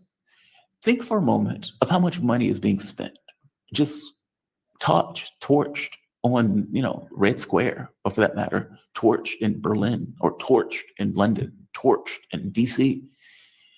Armaments being bought and exploded. It's not like you buy a TV and you have that TV for 5 years. You're buying a bomb for, $500,000 and blowing that shit up. And then you need to buy another bomb to replace the bomb that you effectively blew up. Yes, you're going to get a new phase of war where technology is going to increase. And oftentimes in wars, technology increases. It expands because you're in a pressure cooker of being able or needing to better your opponent. And your opponent is in a pressure cooker needing to better you. And both of you are pushing and pushing. And so what war looked like, let's say in Iraq and Afghanistan, changes 20 years, 30 years later with the pace of technology as technology develops. Flying killer robots. That's what we're looking at. And not just flying killer robots, water boating robots, robotic dogs carrying bombs in the buildings. We're looking at robot wars up until the point where you can destroy and decimate the other person's robots, where you can now effectively get to the people. This was the most rational way for it to go. There was no other way it could go. Governments have a vested interest in protecting their population. Because of that, they also have a vested interest in protecting their soldiers. In order to protect your soldiers, you want something to fight that war on your behalf that is not your flesh and blood. If I am in if we're having a space fight, and I'm in a rocket ship, and you fire a missile at me, that missile can go at, 10 times 10G, 100G, 50G. It's just metal. My ship can only go but so fast before I'm plastered against that wall and die in that ship, meaning my ability to respond to that is lessened because I am in that vehicle. Okay, what if I'm not in that vehicle? Okay, then you have something that can go in ridiculous speeds because you're not in the vehicle. You don't have to worry about flesh and blood being pressed against a corner or something like that. I'm saying the drone warfare is rational. It makes sense. It was always going to go that way because governments have a vested interest in doing it. Now, the catch becomes, how do you defend against that? What does that look like? Because now that you've created a new mousetrap, what does the mouse do in order to avoid it? And at that point, it becomes, okay, now they've evaded my mousetrap. What do I do now to come up with a better mousetrap? It's that process, constantly evolving. And so many of these countries, especially when they got into this war, had no idea what this was going to look like. And all of this stuff is evolving in the moment. But missiles are missiles. Rockets are rockets. Tanks are tanks. And the drone is just another element to that battleground. It's astonishing. My very point is very basic. This seems to be an upping the tempo of war. And whether Russia is doing this because they're sick of appeasement, whether they accept appeasement hasn't worked, or they accept that, all right, you've been murdering civilians and you did this willfully. This wasn't, we're doing a missile strike and we accidentally, nope. You intentionally blew up a rail line that murdered civilians. And even though they may not say it, the fact that their nuclear triad was attacked, I would wager to you that it is factoring into this also. Zelenskyy fucked up. He fucked up. And unfortunately, it's too late. And one last point on this before I go to another story. I may come across like a hard ass when I'm saying this, and the things that I've been saying recently being more brutal in my thoughts. But that's towards the regime. It's not towards the country. The overwhelming majority of the country voted Zelenskyy in as a peace candidate, meaning think about Trump coming out saying, hey, I'm going to end the war, I'm going to end the war, I'm going to end the war. And then he escalates the war. It's that. It wasn't like they voted him in with this idea of, yes, let's prosecute a war against the Russians. It wasn't that. It was, hey, let's not have that war. Let's not get into a fight. Let's stop all of this stuff now. Let's stop criminalizing the Russian language. Let's stop killing these people on ethnic Russian Ukrainians in the East. Let's stop doing that. Let's stop provoking the Russians. That's what they wanted, which is why they voted for him. And it made it very clear, at the very least, Andre did, considering he knew Zelenskyy. All of these people were around during the Maidan massacre. or the coup, if you want to say. The entire point was Zelenskyy gets in. I don't know what was in his mind, meaning whether he really did want that peace process or whether he was always a Manchurian candidate. Whatever that process was, at some point that flipped. And when that flipped, he took on his role as an actor, put in his janitor's uniform, and went begging around the world for money. And the Western governments were happy to give it to him because from their point of view, they provoked the war in the first place. We have CIA and we have MS6 and we are agitating against the Russians. We're killing ethnic Russian Ukrainians. We're provoking the Russians. We're trying to put NATO on the border of Ukraine. We're doing all of that stuff. We're blowing off the agreements that we signed. We overthrew that government, meaning all of those things are provocations with a population that is effectively captive to all of those machinations, even though the population doesn't want it. You have a band of lunatics and whack jobs, fascists, that have effectively taken over control of that government and has been pressed into the military itself, meaning all throughout the structure of the administrative state, you have a band of Nazis. Regardless of the number, they have control against the whims of the population. So when those bombs are hitting, that's not because the population wanted that. It's not like, Germany, Nazi Germany, where all of these guys were on board with Hitler. Austria was on board with Hitler. And when those bombs started dropping in Berlin, all of them were on board with Hitler up until the point where the bombs started hitting Berlin. At that point, it was like, oh my God, Hitler, the Führer. I'm saying this is not that. This is a country that is captive to these lunatics. There's a big difference, which makes this that much more of a catastrophe. It is easier for me to accept a Nazi regime getting decimated. That is far easier for me to accept. This is harder. This is harder. So me sounding like a hard ass is because I want this war to be over with. Have no doubts. I find this to be an utter and complete disaster. A disaster that never needed to take place, that we provoked in the United States. And I told you I was shocked to shit as I watched this unfold, sitting there, perched at the edge of the world on my radio station, thinking to myself, there's no way this is going down like this. And yes way, it is going down like this. It's astonishing. It's astonishing. My hostility has everything to do with touching reality. And what I mean by touching reality, when you grow up in a loving family, a mom that loves you, a grandmother that loves you, a dad may not necessarily be there, but so what? You have people around you that care about you. You know they care about you. It is understood they care about you. They support you in your pursuits. When that's your life and you grow up like that, and they instill a certain value set in you, you come away thinking that the world on some level is like that. How could you not? Why would you not? If, people instill love and light in you, yeah, people can assholes, but all things being equal, there are limits to the level of assholeness that people can be. And then you peep your head out and you watch your government pay for a genocide. Okay, that's pretty mind-blowing because I didn't think that the world would allow a genocide to take place.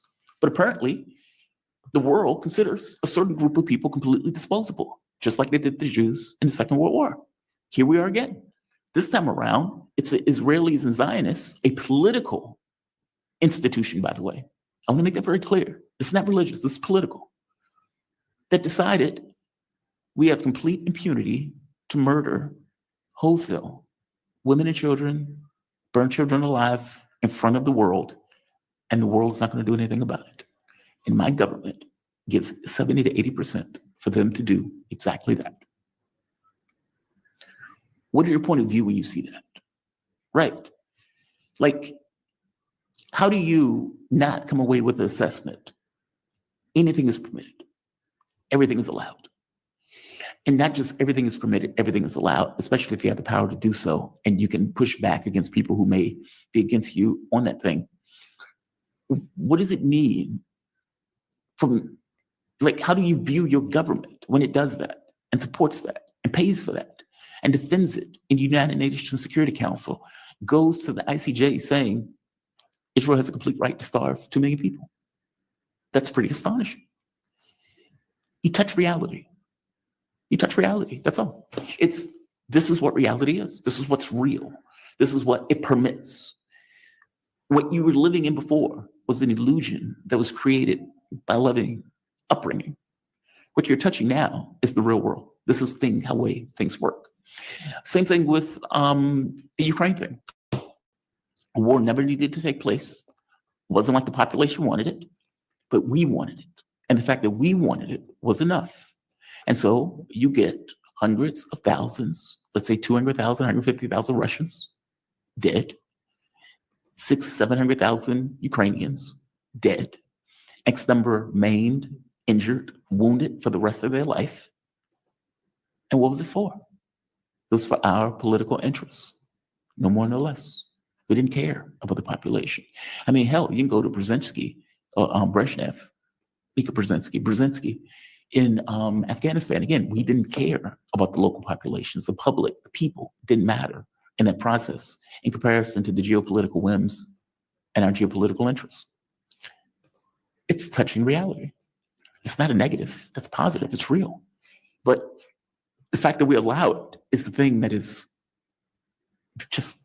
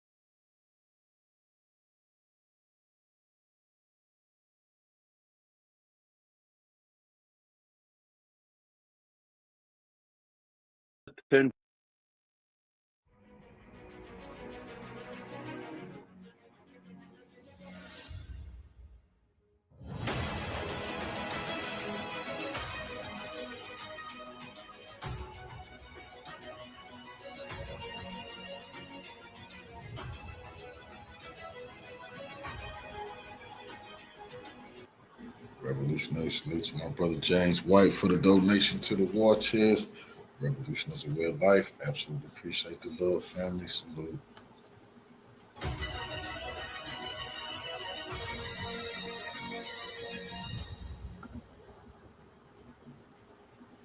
Hi, everyone. Judge Andrew Napolitano here for Judging Freedom. Today is Friday, June 6th, 2025.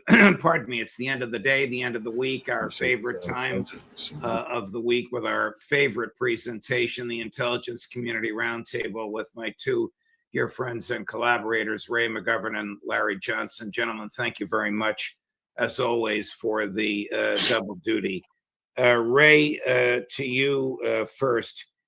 Was the attack by Russian drones, by Ukrainian drones on Russian military aircraft and civilians a pinprick and a PR stunt, as Alistair Crook and Colonel McGregor claim, or was it a seriously destabilizing event, as Professor Sachs has argued?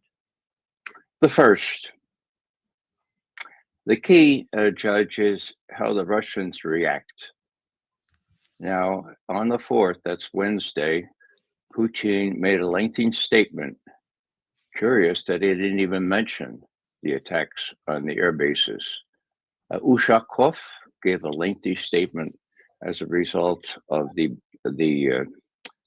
summit by telephone, and curiously enough, he didn't even mention the attacks on the air bases. So, you know, there was a phrase used by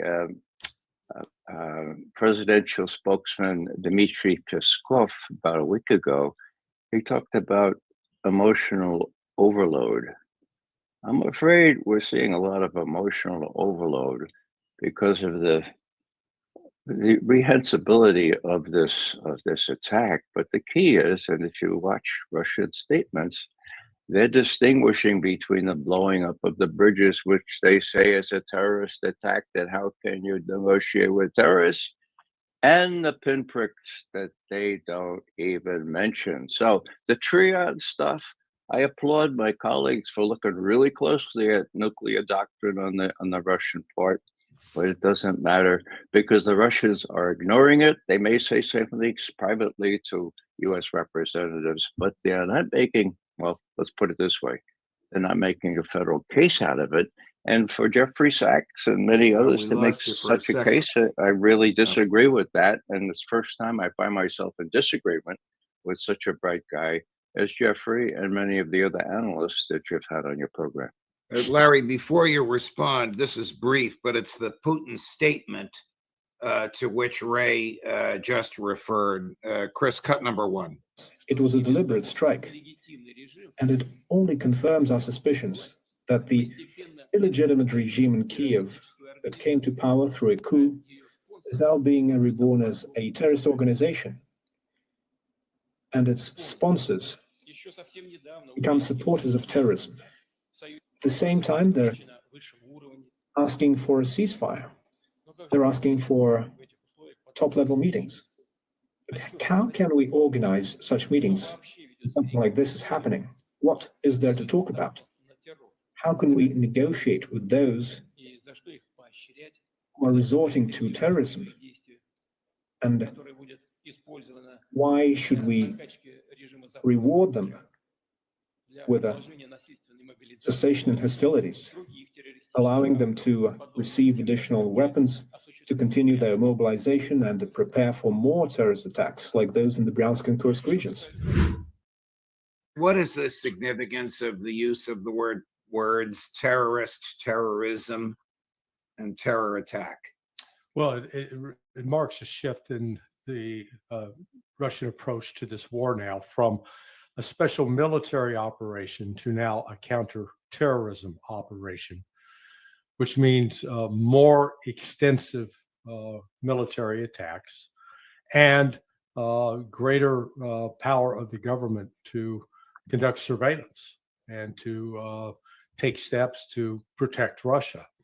I disagree with Ray that the Russians were all, in a upset. The issue was the attack on the bridges. We've had previous terrorist attacks that Russia never reacted to in this way. We had the attack on the Kerch Bridge in October of 22.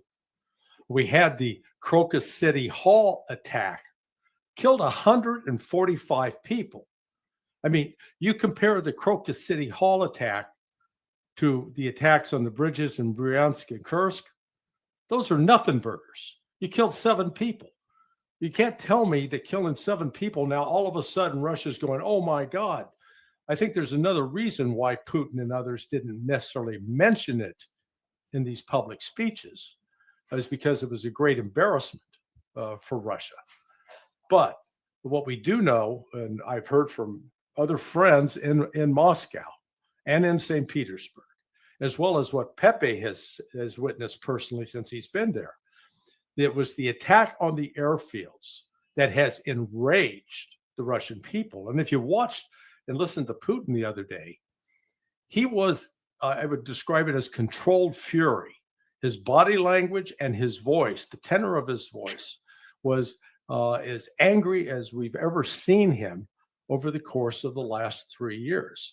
So with this shift to a counterterrorism operation now means that this war is going to be entering a new phase, and it's going to be a devastating phase for Ukraine, because Russia is now they up to this point they've limited themselves on some targets, including Zelenskyy. Right. And I think particularly now that it's a counterterrorism operation, that Zelenskyy is definitely on the list of possible targets. Is this a pinprick / PR event, or is it destabilizing? Larry, where are you on this Colonel McGregor, Alistair Crook versus Jeffrey Sachs analysis? Well, it's a pinprick from the standpoint that it didn't accomplish much, despite the Ukrainian claims that, oh, we wiped out 41 aircraft. No, it didn't. They got about 7 maximum, and at least 3 of those were decommissioned aircraft. didn't have engines under the wing. So yeah, from a tactical standpoint, it was a pinprick.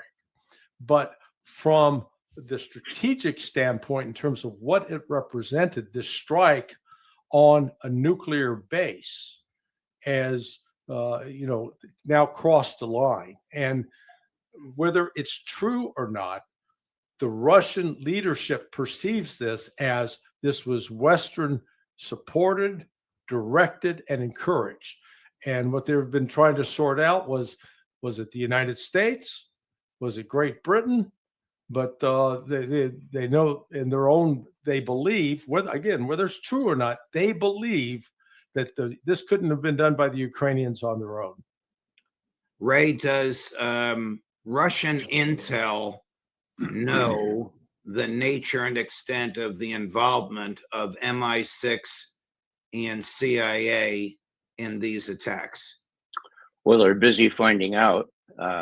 During that long press conference with Putin himself, the inspector that reports directly to Putin pointed out that a lot of the materials used were of foreign origin. They're looking into it, and MI6's fingerprints are all over this. I disagree with many of my colleagues on anything that has been said about U.S. involvement or CIA involvement. I do think that Trump did not know. I do think that the Russians want to believe that and do believe it. But I also see a disinformation campaign, for example, this morning in the New York Times. Okay.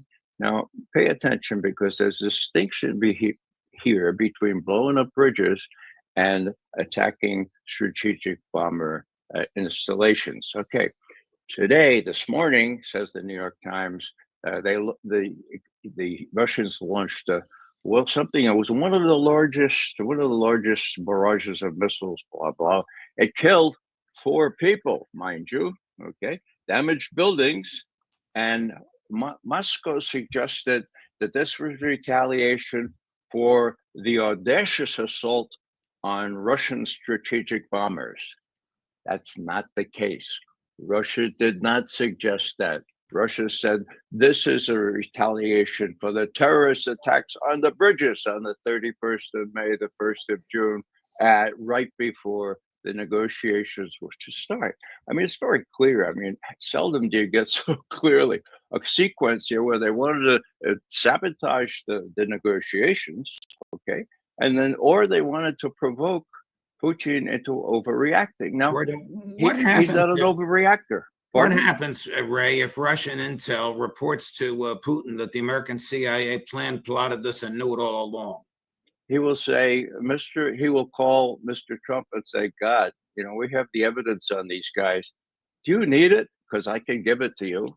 And they'll proceed accordingly. Look, the stakes here are really high, but Trump and Putin have agreed they want a more decent relationship.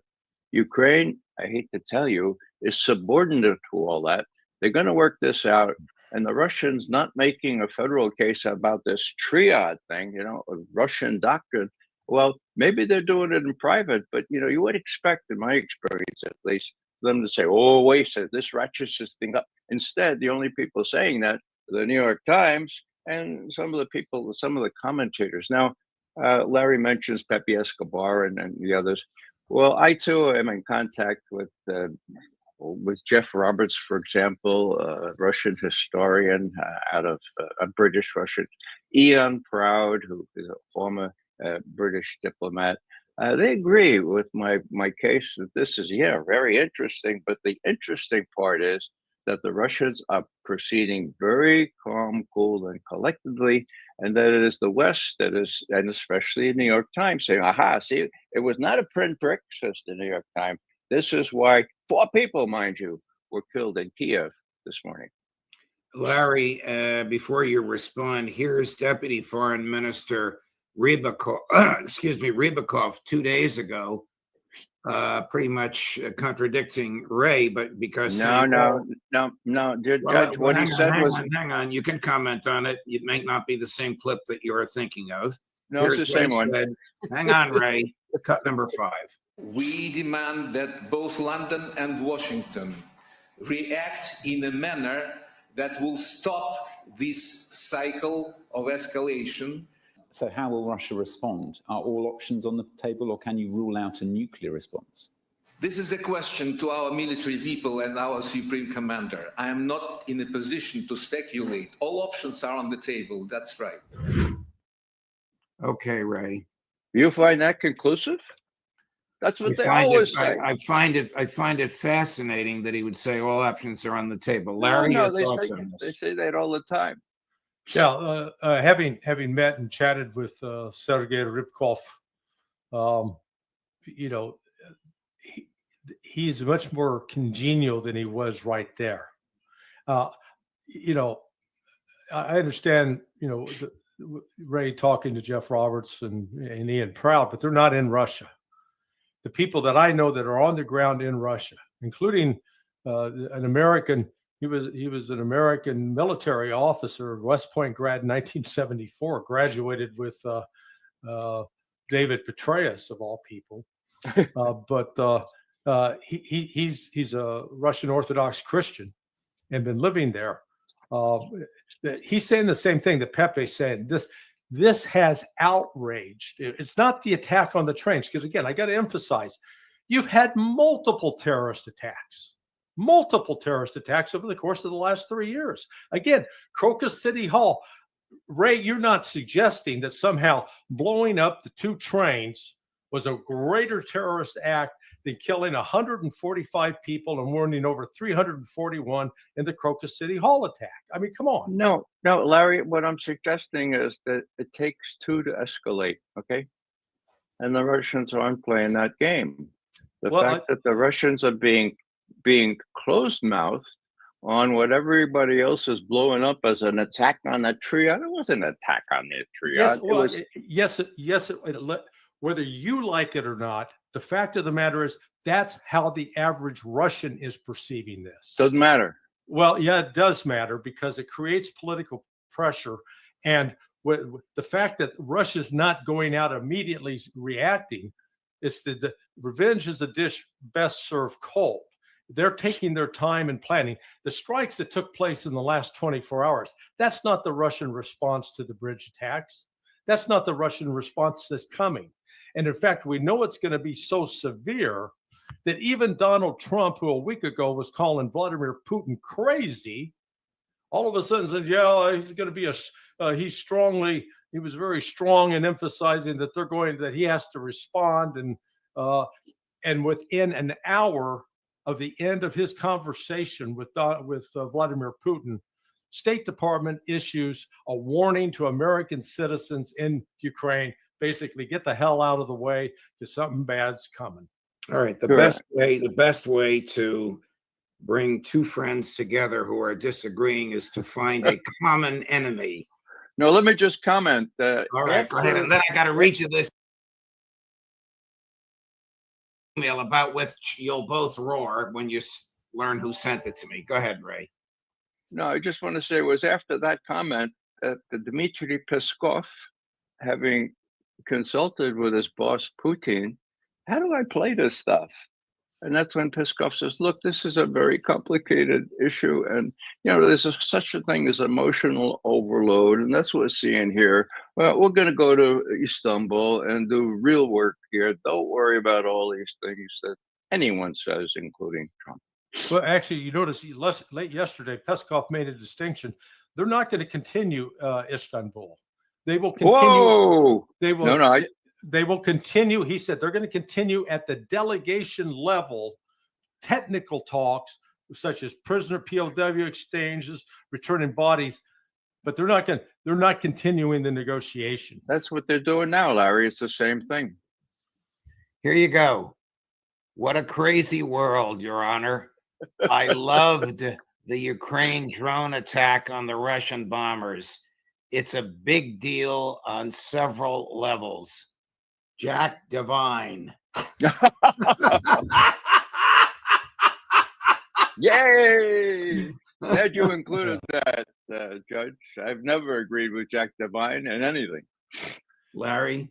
Oh, well, it's typical Jack. out of touch with reality. Wouldn't Trump have known? Wouldn't Tulsi Gabbard have known? Wouldn't John Ratcliffe have known? Wouldn't somebody south of Ratcliffe have known of CIA involvement, Larry, and had a duty to reveal it? Or are these guys waging a rogue foreign policy that results in human death? Well, there are only three possibilities, and none of them are good. That Ukraine planned this operation over an 18-month period, and the CIA didn't have a clue. What? We're basically, sleeping together over the last 18 months, and we don't know about that. Possible. Or one of the case officers that's on the ground there, one of the folks attached to Special Activities Division, they knew about it, but didn't say anything to their superiors up the chain of command, or in fact that we did know about it. None of them are good looks. And what I think what this has underscored, at least from the Russian standpoint, is Trump's not really in control, and Trump is either being kept in the dark deliberately or choosing not to know. But it's not the kind of thing. Ray is correct that Russia's not seeking to blow up the relationship with the United States, but at the same time, we're now going to see this military operation kick into a new gear that has not happened before. And note that it's not at full war. It's not complete mobilization and then just destruction of anything that's in the path of the Russians. Because up to this point, they've been extremely careful to limit civilian casualties. That's been sort of the hallmark of this special military operation. Ray, who's in charge? Look, we have to look at this from the Russian perspective. Trump is the only president that they have that they can deal with. Now, the interesting thing is not exactly how it worked out in the intelligence stuff. And I agree with Larry and Scott on that. The interesting thing, the operative thing is how the Russians are playing it. Now, the same day that Putin issued his long statement, Ushakov, gave the readout from the Putin-Trump conversation. This is very official. And what he said was this: as for the attack on the military airfields, this topic was also touched upon. And Donald Trump again confirmed that the Americans were not informed about this in advance. Now, whether the Russians believe that or not doesn't matter. That's the tack they're taking. In other words, the overweening desire here to conduct a decent relationship with the U.S., and Trump is the last white hope, right? That's what's priority here. They're playing everything in those terms, and they want us to believe that they believe that they take as in good faith what Trump is saying. And here's Ushakov again. Trump again confirmed that the Americans were not involved about this in advance. Now, that's as authoritative as you can get. That's the Russian readout of that conversation. Ray, is Putin under pressure to bring the war to a swift conclusion? Of course he is, and he's admitted that. Now, 6 weeks ago, he gave a big speech and he said, look, there are people here that want me to go faster. I mean, they complain that I'm not going fast enough in Ukraine. Now, that's reality. And this, of course, reinforces that wish, but Putin's in charge, okay? He had an option to make a big deal about this. He hasn't. He's actually called this a terrorist act, which Larry is right. This is a different kind of game, okay? That's where they're going to retaliate. They're not going to let people like Zelenskyy and MI6 sabotage what has the potential of a new détente between Russia and the United States. Larry, what will Ukraine look like in a couple of weeks? Well, it's not going to look much different than what it is now, although Sumy is likely to be under Russian control by then. The Russian advance all along the line of contact has been pretty rapid and unprecedented, really, compared to previous years. What I think the real difference is this last round of so-called talks, it was an exchange of documents. The talks took place the 2 hours before, when Medinsky sat down with Umarov and basically gave him the final ultimatum, which was, you take this deal, or the next offer is going to be much more severe, and you're going to have the question of whether you'll survive as a country is going to be on the table. And then they went in. They held the meeting, and they actually noticed that Umarov didn't even attend that meeting. He took off immediately for Washington. Is Zelensky a legitimate target for the Russians, Ray? You mean for assassination or something like that? Of course he is, and they could do it. They could do it right after this program, but they choose not to do this kind of thing because they don't like assassinations. Frankly, the old days they did. Mokhraya Diela, they used to call it, wet affairs. Okay, actually, with Putin himself having been subjected to such an assassination attempt, you would think he'd fly off the handle. But he's not emotionally constructed that way. He's cool, calm, and collected, and we ought to thank God for that, in my view. On that, you agree, Larry? Yeah. What's changed, though, again, the terminology. Under special military operation, Zelensky was not a target. Now, under counterterrorism operation, Zelensky very well could be a target. Because that has changed. When you look, this term counterterrorism operation goes back to what Russia carried out against the Chechens from 1999 to 2009, 2010 in the Second Chechen War. And assassinating leadership was on the table during that time.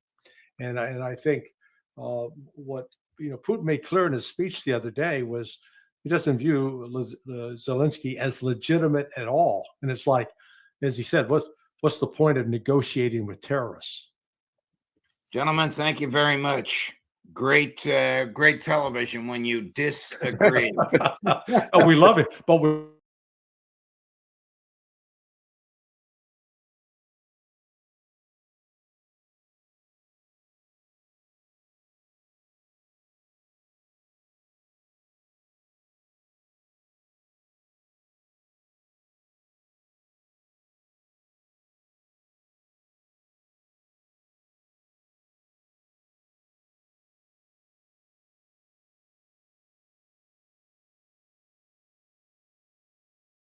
Bill 1109, which was a measure designed to prohibit the Chinese government and its state-owned enterprises from acquiring a 30% or greater interest in Arizona real estate.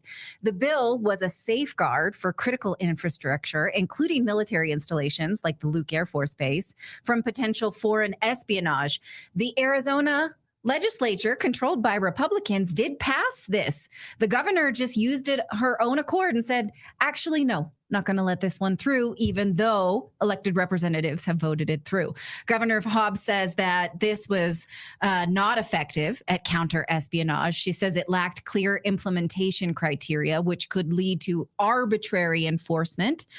Here to discuss this is Arizona State Senator Wendy Rogers. She's a currently serving senator and a former Air Force pilot. Thank you for joining us, Senator. Can you explain to us what this rationale is? Why would it possibly be ineffective? You voted it through. Absolutely. Great.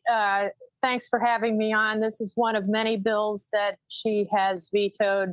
We call her the veto queen. She's vetoed upwards of 200 plus bills. Maybe the number is approaching 300. And what strikes me as very implausible in her explanation is that she says it doesn't help. Well, prevention is part of the cure. 1 ounce of prevention is worth a pound of cure. We don't want to have these CCP controlled plots of land to be enforced and then have to do something about it. We want to prevent it. Yeah, I was just agreeing with you. I didn't mean to interrupt you. I mean, that's what this is about, right? To be preventative here. Oh, then we find out, we just found out that America's solar panel infrastructure has hidden has hidden remote shutoff mechanisms from the Chinese government in American solar panels. Like, this is not conspiracy talk. And then, people say, oh, you're a xenophobe. Why do you hate China, Senator? No, we're trying to take care of the United States of America. Why does the Chinese government need to be purchasing property right next to American military bases? What's the purpose? What are they telling us that they need this for? Well, the Chinese Communist Party would love nothing more than to prevail without a shot fired. And anybody who has studied their MO knows this. And so even when the bill legislation says 30% owned, really anything that someone from China does has to have the stamp of approval of the CCP. So that even in and of itself, 30% is a optimistic sort of cutoff. No matter what it is, they're going to have a hand in it. And so we not only have Luke Air Force Base, we have the Yuma Proving Ground, we have the Goldwater Bombing Range, we have Fort Huachuca, which is the Army's intelligence training center in southern Arizona. We have a training area up in northern Arizona in my district. We have military installations all over the state. And this is just one of many examples where stolen elections have consequences. And we have this governor who is completely averse to anything the legislature is trying to do. And yes, we have a majority in the legislature, but it is not 2/3. And we have 17 Republicans in the Arizona Senate of 30. So we have a 2-vote majority. And I believe we have a 2-vote majority in the House, the state House, which has 60 members. And this is a new bit of news that I received this morning from our Senate President, Warren Peterson, who's running for state attorney general, thank goodness. We will be having a vote to override her veto in the Arizona Senate in a couple of weeks.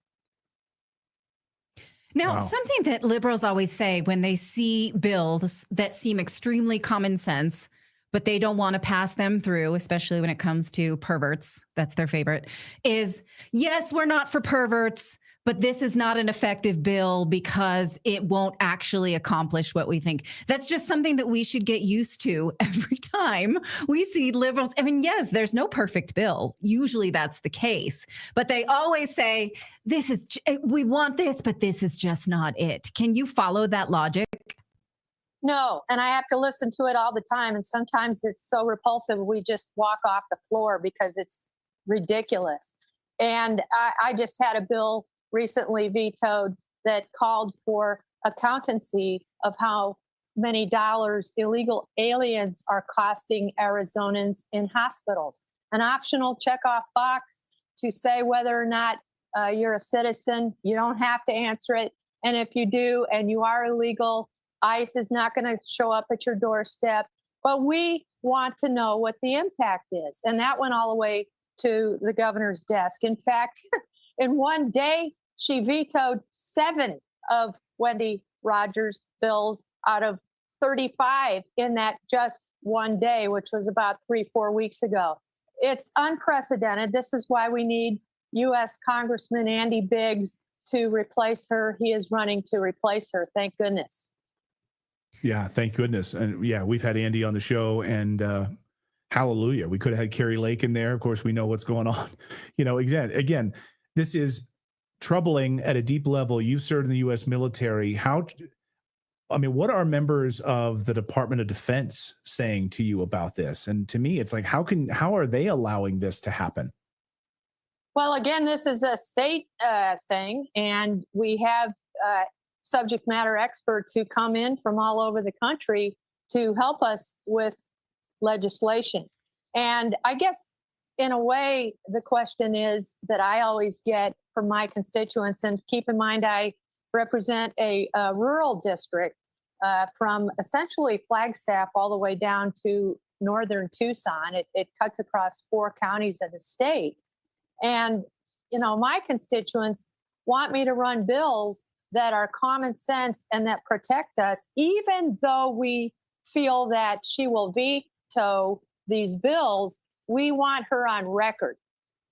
And this is one of the most egregious vetoes that she has perpetrated on us. And as there are three branches of government, it's arguably a fact that the legislative branch is the strongest because we are so many cats that need to be herded and corralled. But when we are together, we are a very potent force. And so as such, it's vital that we run good, cogent, common sense pieces of legislation to keep her held to account.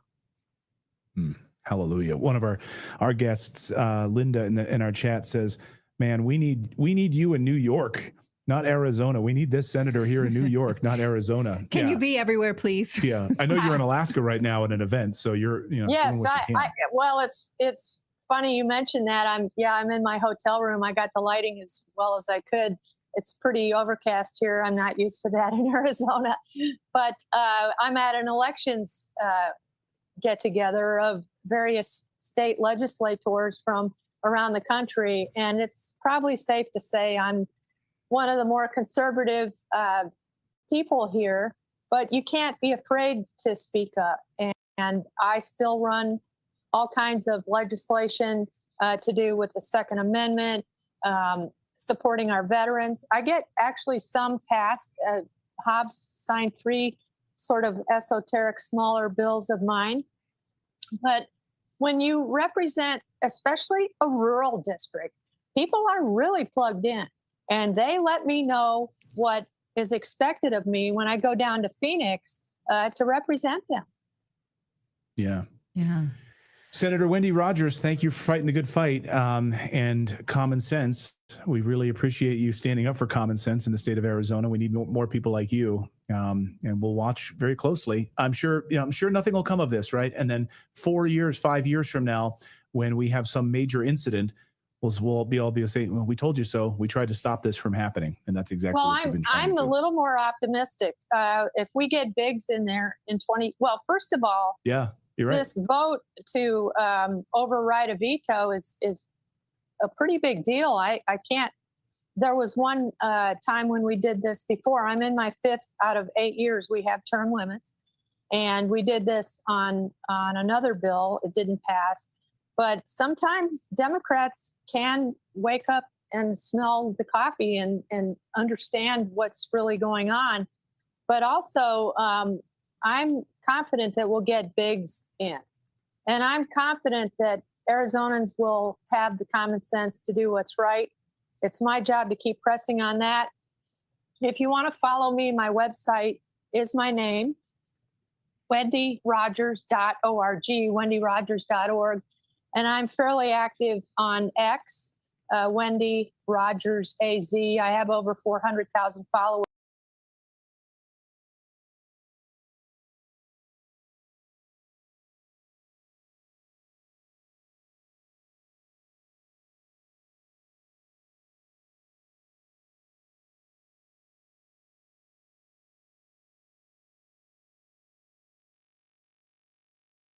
There is no conceivable justification in any ethical system that I'm aware of, Christian, Jewish, Muslim, Buddhist, for doing this.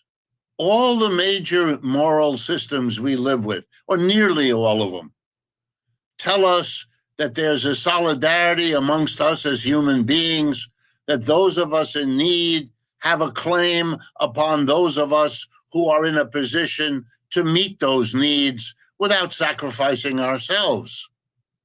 And yet the bill that makes all of these cuts, I need to make it clear to people, that's the same bill that has in it a provision to maintain the greatest tax cut for corporations and the rich in American history, which was passed in Trump's first presidency in 2017. It had a sunset provision that it would that these cuts would expire this year, 2025.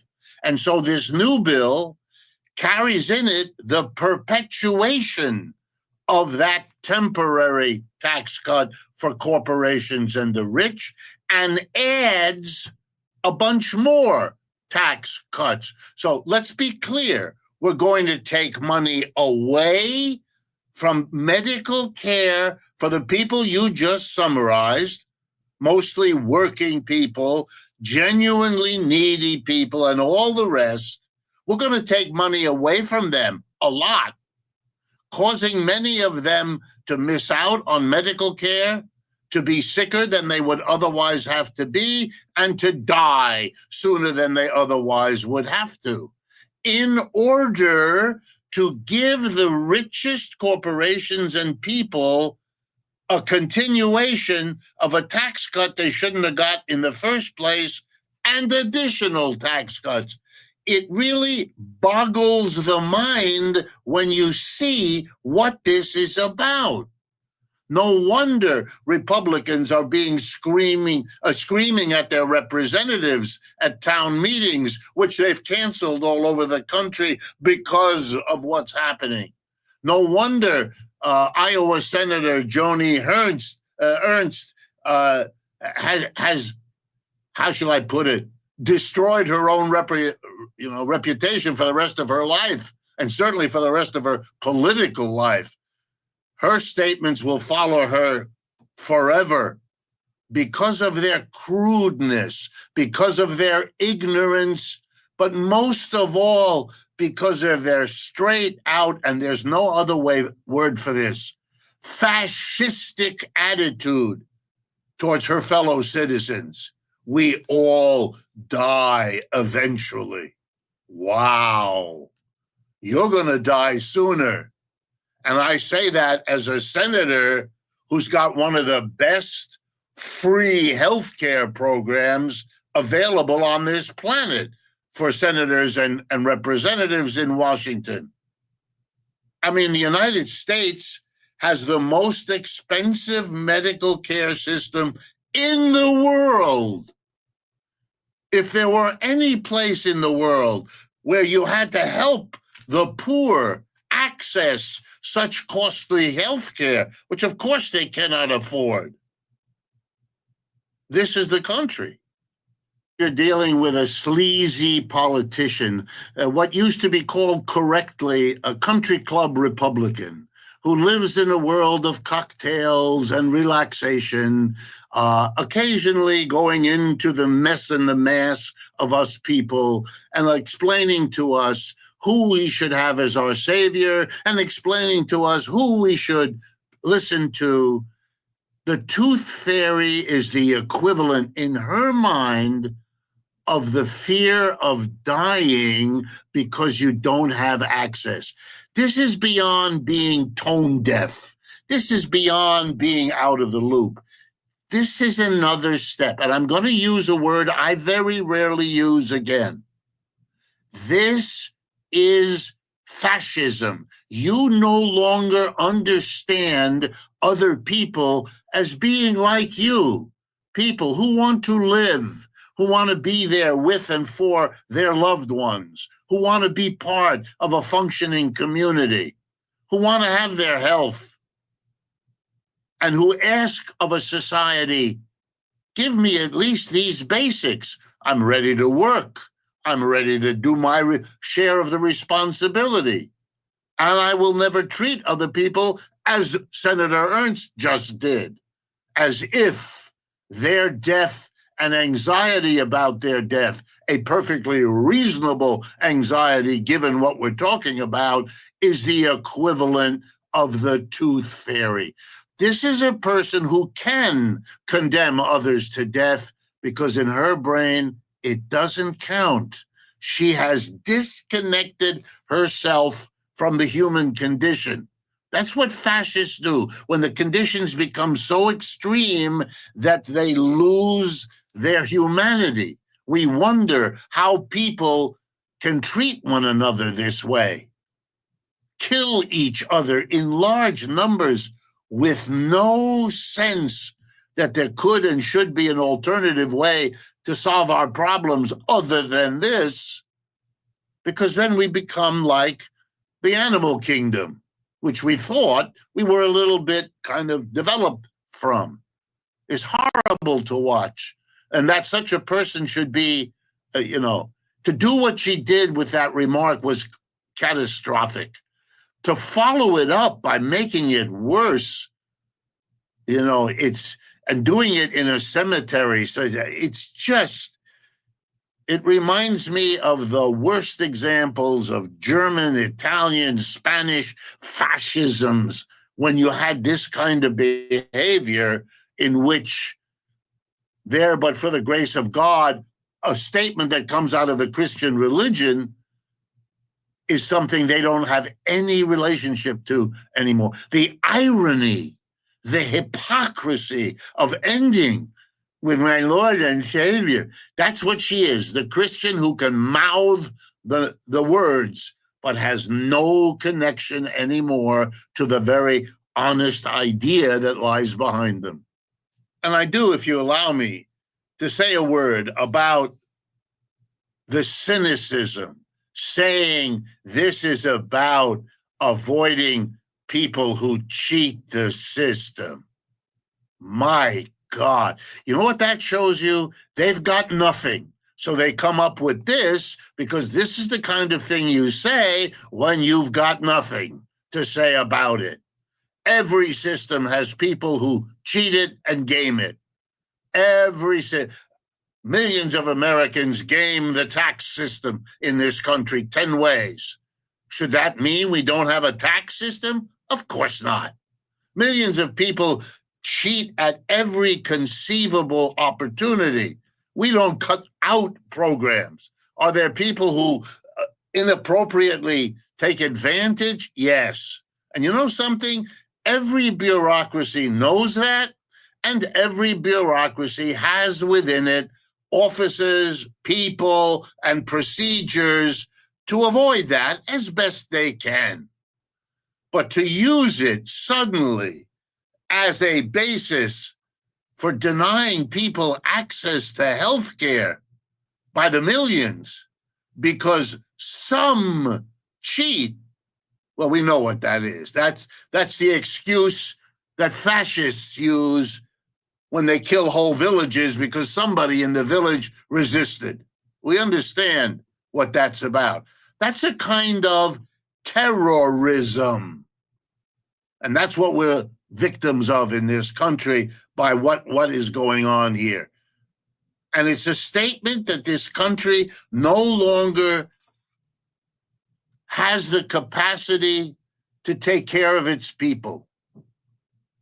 You know, this country became great because it took in waves of immigrants, year after year, decade after decade. Most of the people watching this program, listening to this program, can trace their ancestors back to some immigrants that came to the United States and found a way to work and earn an income and get an education. And it made this country great. Now that we are no longer doing that, now that we have a government whose number one priority is to deport immigrants, let me be the economist for a moment. You know what that means? It means we have lost the capacity to absorb these people, to find a way to tap their creativity, their hard work, their contributions, the way we once were able to. The deportation of immigrants, like the abandonment of poor people who now can't get medical care in this country that claims it's the richest in the world. I mean, it isn't anymore, but it still claims it. It tells you that what we're seeing is a shrinking of American capitalism.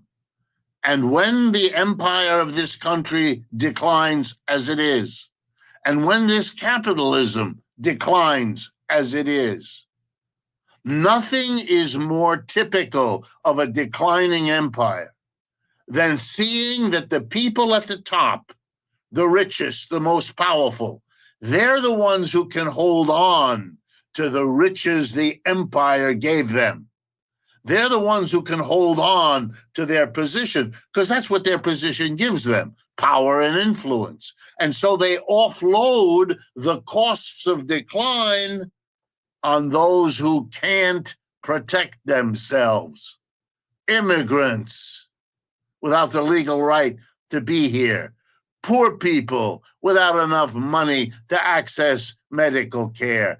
That's all that's happening here. A horrible turning in on itself and against itself by a declining capitalism, which will continue to do so unless and until the mass of the people understand what we're seeing and saying and change the system. There is no alternative. Here's the irony. Margaret Thatcher invented the TINA. There is no alternative. She meant it for capitalism. She meant it as if socialism couldn't be an alternative.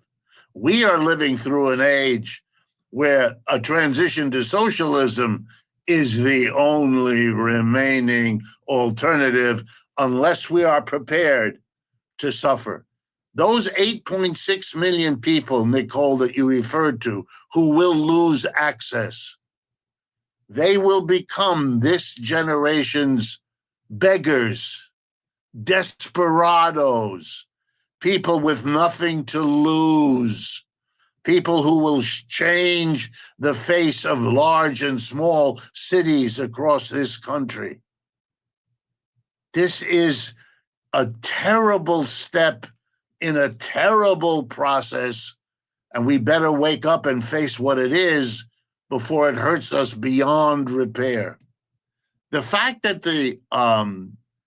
that we are hitting the world with tariffs, Mr. Trump is making the whole world angry at us, and they are now in the process of retaliating. That's cutting off the market for the farming industry of this country, which is a major exporter of corn and wheat and all the products that come from agriculture. That's very bad for the farmers. Now you're taking away the subsidy for the SNAP program. I mean, you're making it worse for these people. You're also depriving large numbers of people of an access to decent diet. That's going to make them sick. That's going to make them go to the emergency room in the hospital where they still have some access. You're going to have to spend much more in the hospital to cover the. That's why you take care of people, because it's cheaper. Now, why would an economy in trouble, and you're right about the OECD, I want to make it clear, the OECD didn't think the U.S. economy was going to do well this year as late as March, and now they have ratcheted down much more because of the tariff. And by the way, China is also suffering, but it will still grow in 2025 and 2026 3 times faster than the United States, or nearly so. So we are not changing the world economy. It is still the decline of the U.S. and the rise of China. Is not fixing any of those problems, but here's what it's doing. It's taking care of those at the top. They get a tax cut, a big one. They get the continuation of the 2017. They are doing well. The farmers, screw them. The poor people, screw them. Only a system that's going down would be that self-destructive, that short-sighted, that unable anymore to solve its problems. And so holding on, not realizing that the more you divide this society into the haves and the have-nots, the sooner the have-nots will stop tolerating it. And then what?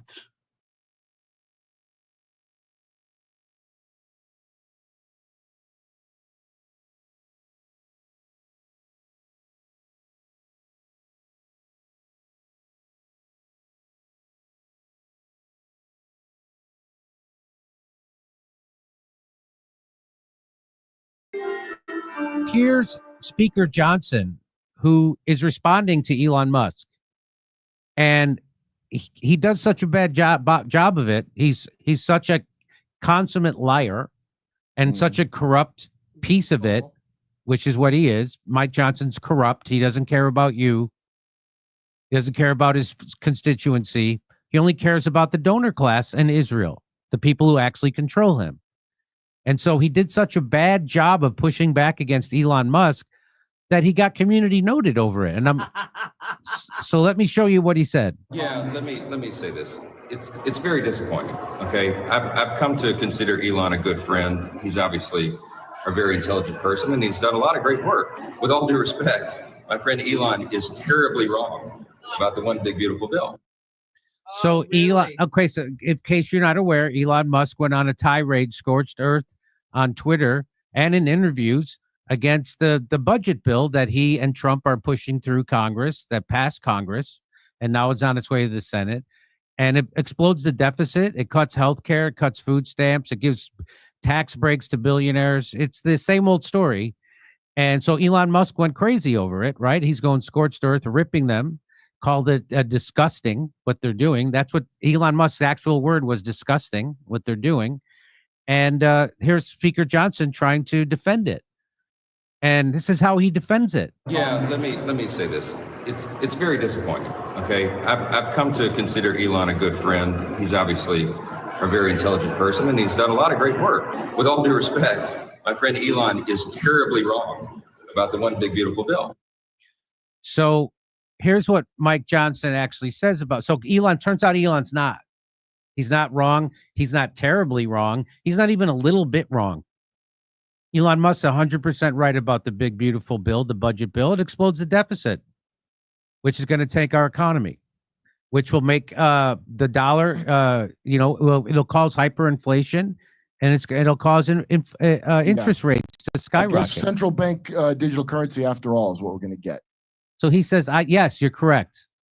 I count Elon Musk as a good friend and a congressional. Republicans appreciate everything he has done to put a spotlight on waste, fraud, and abuse in government. Yeah, he put a spotlight on it, and then you went ahead and didn't cut it. Isn't that ironic? He put his he didn't say. Do you notice the words? He didn't say everything he's done to cut spending. No, he didn't say that. He said he put a spotlight on waste, fraud, and abuse. And guess what we did? We kept funding that waste, fraud, and abuse. Mike Johnson and the Republicans kept funding. In fact, they're increasing the spending on waste, fraud, and abuse. Isn't that interesting? Look at the next line that he says. The next line is, now that Doge has identified wasteful spending, it is being quantified by the administration. Okay, but Doge did that. So it's being Doge did that. They quantified it. What do you mean it's being quantified? It's already been quantified. So he's using every word here except cut. It's actually being implemented. Quantified, codified. You're not doing any of this. Codified. You know how good that works. Oh, I hope vow to codify something. I hope it gets codified. Our legislation comprehensively delivers on every major campaign promise and the American First agenda. No, it doesn't. No, it's the American First agenda to corporations. It's corporations first and Israel first agenda. Okay. While also securing historic savings of more than 1.6 trillion. Now that's a flat out lie. And that's such a flat out lie that he got community noted on it. The one beautiful bill will add 5 trillion to the debt, which is what Elon Musk is disagreeing with. So that's how bad these liars are. He's a better liar. I'll give him this, because when Harold McKean said this, but when Harold and Kumar went to the Justice Department and didn't deliver the Epstein stuff, their lie faces aren't as good as Mike Johnson's dead cold. Yeah, that's right. Harry Potter back from the grave look. So our friend Blakely asks Grok to explain why this one beautiful bill is going to explode the debt, and how is it going to hurt working people? Well, according to Grok, which is Elon Musk's AI tool, the one big beautiful bill could add 3.1 trillion to the national debt over a decade. It's more like a 5 trillion, just to let you know. Per the Committee for a Responsible Federal Budget, risking higher interest rates and inflation. So that's what they're doing right now. Instead of putting in fiscal policies that take the risk of inflation and higher interest rates away, they're guaranteeing that that's what's going to happen. This could raise borrowing costs, hitting working people's wallets. Tax cuts like doubling the child tax credit and no tax on tips may favor high earners more. I don't know how that could be, but that's according to Grok. I'll have to look more into that. Cuts to Medicaid. Oh, maybe because, okay, I'll talk about it in a second. Cuts to Medicaid and SNAP could reduce benefits for low-income workers, with millions potentially losing coverage. Eliminating clean energy credits might also cut jobs. While it offers short-term tax relief, the long-term debt and program cuts could harm working families. So that's the idea. That's the idea. Fuck you, working family. And it's going to harm. Wait till it hits the white-collar people, all the laptop liberals. Your jobs are going. All the entertainment dipshits, your jobs are going. So wait till that unity, where you just figured out a bunch of these MAGA people didn't want this. Wait till these other people that haven't had to learn that yet figure it out. Yeah, it's going to be a lot of fun. Better tool up. So the Donald Trump administration is turning out to be a huge, colossal, catastrophic disappointment, and that's an understatement. When you lost Elon Musk, they've lost Piers Morgan on Israel. You've lost people who are for free speech and anti-censorship, and you lost people who are for immigration reform because you're deporting the last people in the world that anybody wants deported, which is people who are coming here to go to our colleges, the brightest people from around the world who go to our colleges. And then write op-eds. You're kicking them out of the country. They blew their mandate. They blew their mandate, and they're doing a horrible job. It's kind of stunning how bad of a job they're doing. It's kind of stunning. It all started. We should have saw it coming with the H-1B visa thing. We should have saw that coming. We should have saw it coming with Peter Thiel completely owning. JD Vance and everybody else. But, I had to have hope. I had hope that JD Vance meant what he said and things like that. I had hope.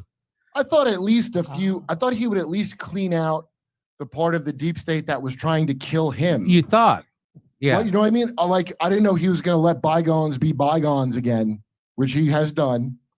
But good news, Harold and Kumar just opened an investigation into that bag of coke they found. Yep. Well, I wonder whose that could have been. Who gives a? What a collection of idiots. I know. So now Dan Bongino and Kash Patel are going to try to figure out where that bag of cocaine came from in the White House. Thanks, guys. But they're not going to try to figure out who killed Jeffrey Epstein.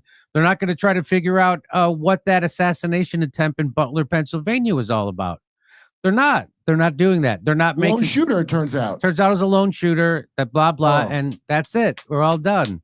You must have been radicalized online. So that was a scam. So that I'm going to guess now both of those assassination attempts were scams that Donald Trump was in on. Well, he is now because he didn't punish the criminals, like how Obama was in on torture because he didn't punish the torturers. I mean, this is all theoretical because the president literally can't. Now you've seen there's no such thing as that your vote counting, like on that kind of level. Why would that be allowed to count? Yeah. And it couldn't be more clear. And the thing that should shock everybody though is I hope now everybody's watching all the people you see on YouTube and Rumble and all the people that are still shilling for the establishment, because right now is the point you should be calling it out. Right now. Even if you didn't before. Elon figured it out. So now you should have figured it out. Yeah, even Spurg could do it. When Elon Musk, the pretend richest guy in the world, has figured it out and has separated himself from Donald Trump and the Republicans, I think it's time for you to figure it out. It's like Piers Morgan figuring out Israel might not be above board in their dealings. Yeah. Well, Piers Morgan figured it out. Piers Morgan figured out that, oh my God, the Israelis are actually psychotic, murdering genociders, and they don't actually want a solution to this problem, and that they're actually the thing that they claim to hate. It only took them saying it to his face over and over again. It only took it, for 2 years. That's all it took, is 2 years and saying we're going to kill them and starve them. And now we're gonna jump over to Rumble, and we have a guest coming.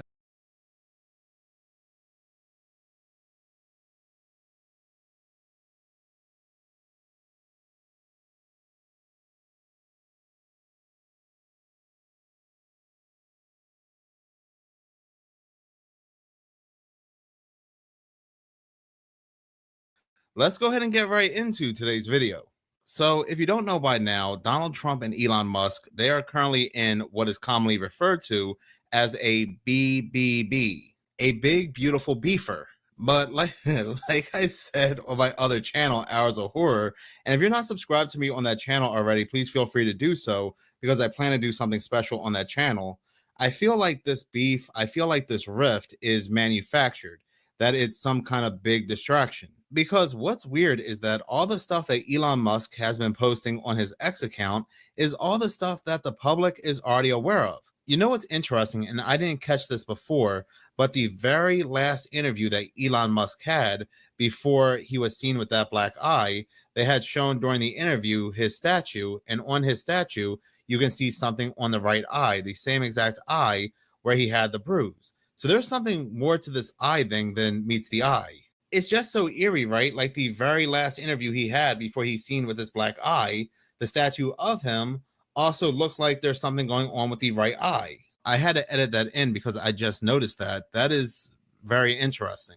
But going back to what I was saying about how he's trying to expose Trump on his X account, for example, he goes to say that Trump's name is in the files, but we already know this. We're already aware of this. Then he goes ahead and reposts this quote, a quote that, again, the public already has knowledge of. And then he goes ahead and posts this video by CNN, a video that the public already knows exists. So all this information that he's sending out is information that if you do not like Donald Trump, you already used it against him. If you do like Donald Trump, you already defended him against. Matter of fact, I'll go ahead and take it one up by saying that this does not make Elon Musk look good whatsoever. Because you mean to tell me that he felt some sort of way about this connection, but he looked the other way until it personally impacted him. It personally affected him. And now he wants to call Donald Trump out. But this whole thing is getting even sillier because now we have Trump saying that Elon Musk suffers with Trump derangement syndrome. And now there are calls to deport Elon Musk. And make no mistake about it, this is not me defending Donald Trump. I'm not within the left-right paradigm. And this story, at the end of the day, would be absolutely funny. It would be absolutely hilarious if it wasn't for the bigger picture in the background. And the timing of all this couldn't be more suspicious. Matter of fact, I'll let one of the tech giants, one of the tech CEOs, Geordie Rose, explain what's taking place here. But they're more like the Lovecraftian great old ones. There are entities that are not necessarily going to be aligned with what we want. So this transition is really, really massively important for our entire species to navigate. And going back to that thing that Sam Harris was saying, nobody is paying attention.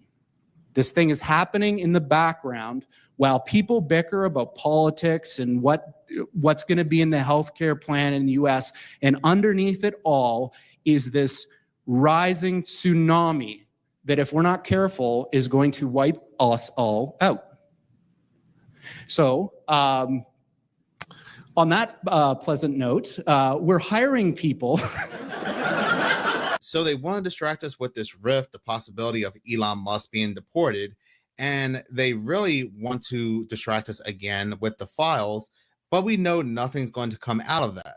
So let's just say, for the sake of this video, that this is just one big distraction. The question then happens to be, what are they distracting us from? Because our primary mission is, in fact, to set a global standard for the world for behavior. Look, we built PG, which single-handedly stopped the rise of the far right in Europe.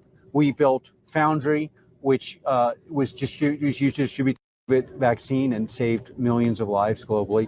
And safe means that the other person is scared. That's how you make someone safe. Originally, your clients were the U.S. government and the CIA. Yeah, the In-Q-Tel gave us 3 pilots. one with the FBI, one with the agency, and one with a more classified part of the DoD. Where did the name Palantir come from? In the Lord of the Rings, there's a globe which allows the forces of good to see what's going on and organize, and that's a Palantir. So while most of us are distracted by things like the Diddy trial, even though most of us know that Diddy is probably somewhere on another island or an underground bunker, probably right next to Jeff, news is coming out that Trump administration silently employs Palantir to gather personal data of each American, raising privacy data misuse concerns. We also have to remember that the big beautiful bill allows no restrictions to AI, but I'll get into that a little bit later in this video. Continue to read this article from Yahoo Finance. It goes on to say, President Trump's March executive order for federal data sharing is being implemented through Palantir's product Foundry. Although Trump has not publicly discussed this initiative, this platform is already in use by several federal agencies, including the Department of Health and Human Services, as well as the Social Security Administration. But the thing is, it's absolutely no secret they've had our data and information for quite some time and doing who knows what with it. When it comes to Palantir's Foundry, their goal is to merge all of our information into one database to make a very detailed profile on each American citizen. What is even more interesting, and one of the many theories behind this fallout, was that Elon Musk, he was against Palantir and Peter Thiel being involved in this, but come to find out, Palantir's selection as a primary vendor for this project was reportedly influenced by the Department of Government Efficiency, DOGE, which was being overseen by Tesla and Elon Musk. But the thing is, this is not a left-right issue. Them having our data and information is something that was well known even before Trump, before Biden, even before Obama. So why would they want to distract us away from this now? They don't want us focused on this. They don't want us connecting the dots and how Palantir will be feeding the beast when it comes to our data and information, these detailed profiles. So here's what's interesting. While it sounds like I'm blaming Trump for this, he's actually not the main player here. Matter of fact, anybody who would have taken office is not the main player when it comes to this AI governance, this AI takeover, because this was going to happen regardless. Why do I say that? Well, before Trump signed off on this $500 billion Stargate deal in January of 2025, in July or June of 2024, it was announced to the public that those tech giants were working and creating and spending money on the data center for Stargate in Texas. So while Biden was president and well before Trump had been even elected, these tech giants were spending all this money and time on the data center for Stargate because they knew no matter who was president, this was going to happen anyway. But when Trump was signing off on that $500 billion deal, one of the individuals standing there and the individual that's at the helm of Stargate is Larry Ellison. And Larry Ellison has come out and said this when it comes to AI. Systems, police body cams, and vehicle dash cams. Everyone would see it. Your body cams will be transmitting that. The police will be on their best behavior because we're constantly recording, watching and recording everything that's going on. Citizens will be on their best behavior because we're constantly recording and reporting everything that's going on. Because our primary mission is, in fact, to set a global standard for the world for behavior. Ellison's vision is for AI to analyze data from this network of cameras in real time in an attempt to prevent crime while also tracking and influencing public behavior for a safer society. However, the idea raises serious privacy concerns. So it's just crazy to me how the same individual who said that he wants AI to govern the citizens of the United States to make sure they're on their best behavior in a very 1984 dystopian society is the same individual at the helm of Stargate and will be getting all this detailed profile information from Palantir. So essentially one giant digital ID, one giant social credit score, things like that. And whether you want a digital ID or not, well, too bad, because again, your detailed profile is being fed into the beast. But this also goes hand in hand with these long-range transportation plans, these smart cities, these AI cities, something that has been in the works for years now. How many people are they going to allow in? They do have a maximum capacity. So how do they know who they're going to allow in? I guess it's based off your social credit score or your digital ID. The higher your social credit score is, the more of a chance you can live in one of these AI cities. But if you have a low social credit score, or they don't like your digital ID because it doesn't fit with their agenda or narrative, what happens? Do you just get outcast from society? There is an episode of the Black Mirror which shows some very interesting predictive programming involving social credit scores and what happens to those that have a low credit score. I mean, these are the questions we should be asking. These are the things we should be talking about and focused on, as opposed to this feud. If AI determines it does not like our digital profile and we're not on our best behavior, what happens? There are also content creators that talk about this kind of stuff, talk about things that go against the narrative, go against the grain, that found their channels to be banned, and come to find out all of a sudden, all their channels are restored on YouTube and other social media platforms, and they find it very suspicious. But maybe they are allowing people to now talk about certain things without the risk of being banned. Also, they can build this digital profile. They know exactly who the people are that are speaking out against the system. This is wild. This is absolutely wild to me, how the same man who's like, yeah, we're going to make sure all the American citizens are on their best behavior, is standing up there all in smiles as this $500 billion AI project is being signed. While at the same time, there are bills going out to make sure there is absolutely no regulation on AI whatsoever. What is even crazier is that a lot of people just don't care, and they're not asking these questions because they're giving all their energy to these distraction stories. And while they're being distracted by these stories, they are also being pounded with stories that their data is being breached, that Facebook and all these other organizations are being breached and they're taking user data. So when people hear, oh, the government has your ID and they're making a digital ID and giving you a social credit score, nobody's really going to care, because they heard all these stories about how Facebook and all these other organizations already have their data anyway.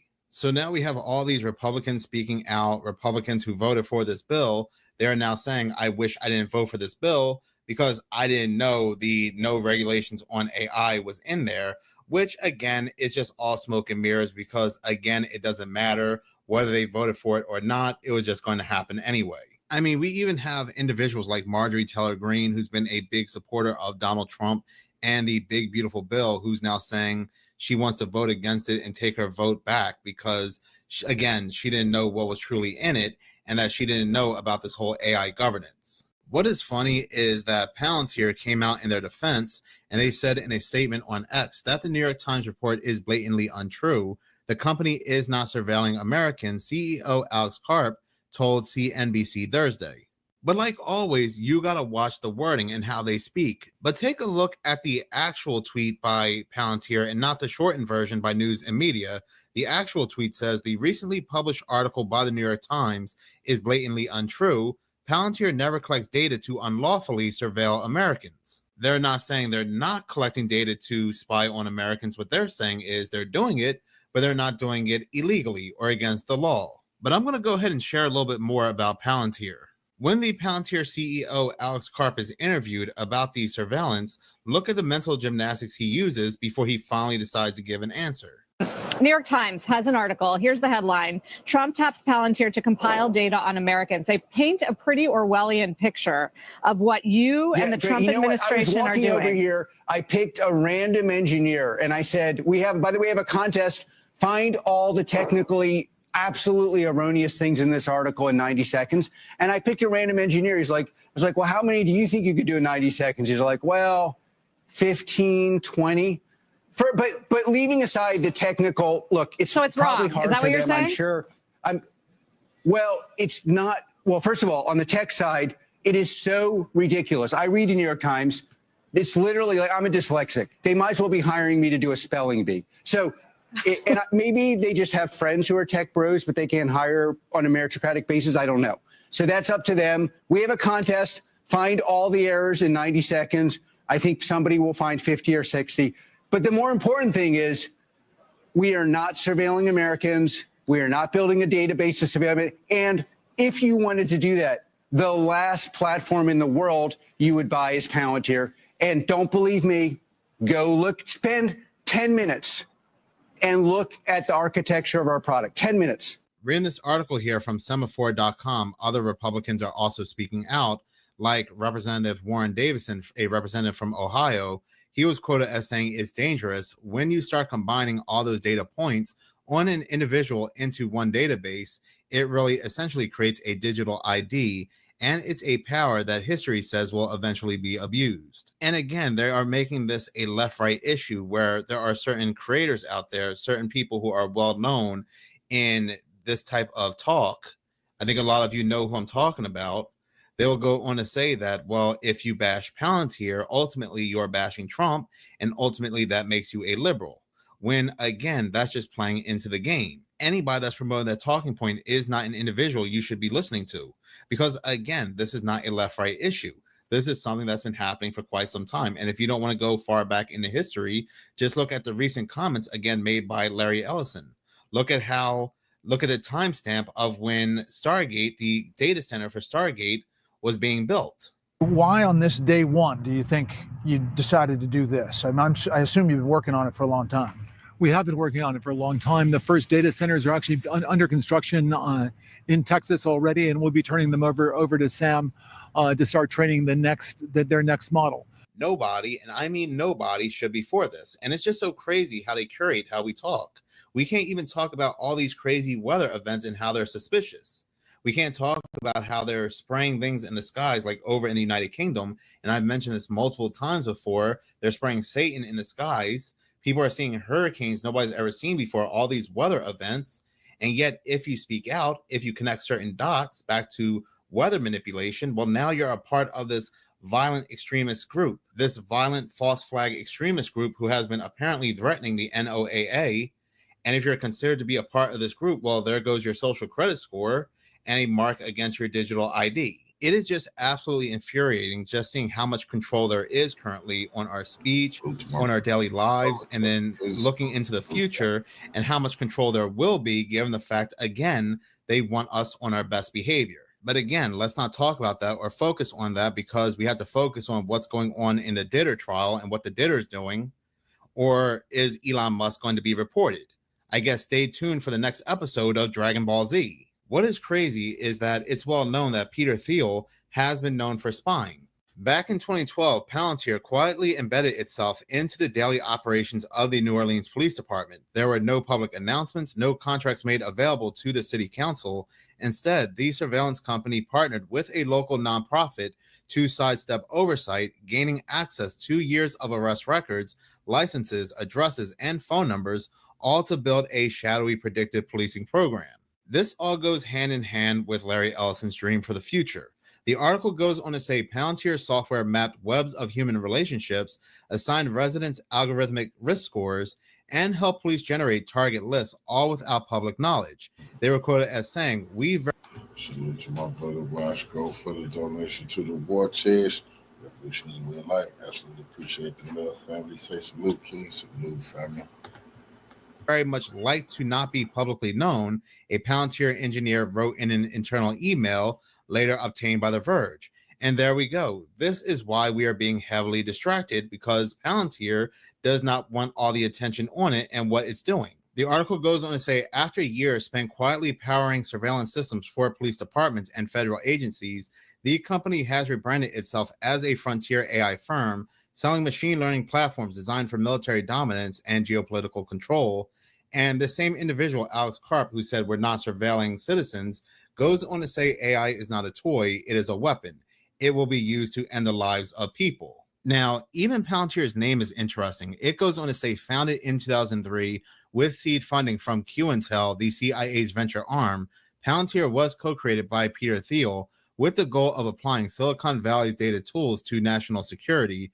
Its name a nod to the omniscient crystal balls in The Lord of the Rings, hinted at its ambitions to see everything. For years, it remained mostly behind the scenes, supporting U.S. defense and intelligence operations under layers of classification. But enough about me. I can go on and on about Palantir, Stargate, Larry Ellison, and so forth. But what are other people saying?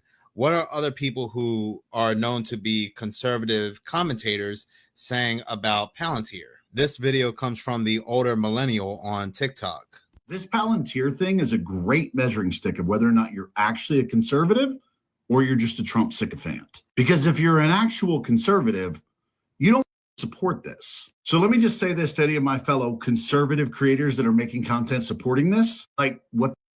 Like, this is pure government favors and overreach. This is not okay. Like, this is just a bullshit way to funnel money to Peter Thiel. But let's be real, I don't want involved in anything to do with our government, and a massive overreach of the privacy of American citizens. This plan is absolute and total dog and should not be supported by anybody who calls themselves a conservative. Like, this is the creation of a database of American citizens' personal information. This is the Patriot Act all over again. Like, let me just express this very clearly. I do not in any way support this proposal, and anyone who likes to call themselves a conservative and does support it, just admit that you'll support the sacrifice of your freedoms and your liberty because Trump did it. We have to be willing to call out bullshit on both sides, and this is epic levels of bullshit.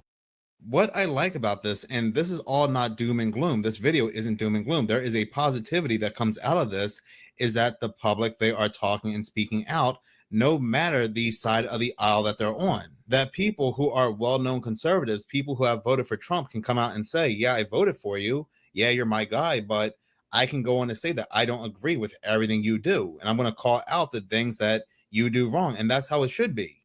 We, the public, should be putting them on their best behavior. It shouldn't be the other way around. Yeah, you got my vote, but best be sure that I and others will make sure you're on your best behavior. And that's how it should be. If you agree with this whole political theater, if you agree with the whole left-right paradigm, even if you're a liberal, you should be able to say, yeah, I voted for you, but at the end of the day, that doesn't mean I automatically agree with everything you're going to do. But again, in my own opinion, this goes much higher than the president of the United States. I'm just glad that the conversation is being stirred. And because the conversation is being stirred by multiple people, no matter if they're Republican or Democrat, and we can all agree on one issue, they don't like that. And here comes the distractions. Coffee. Follow me.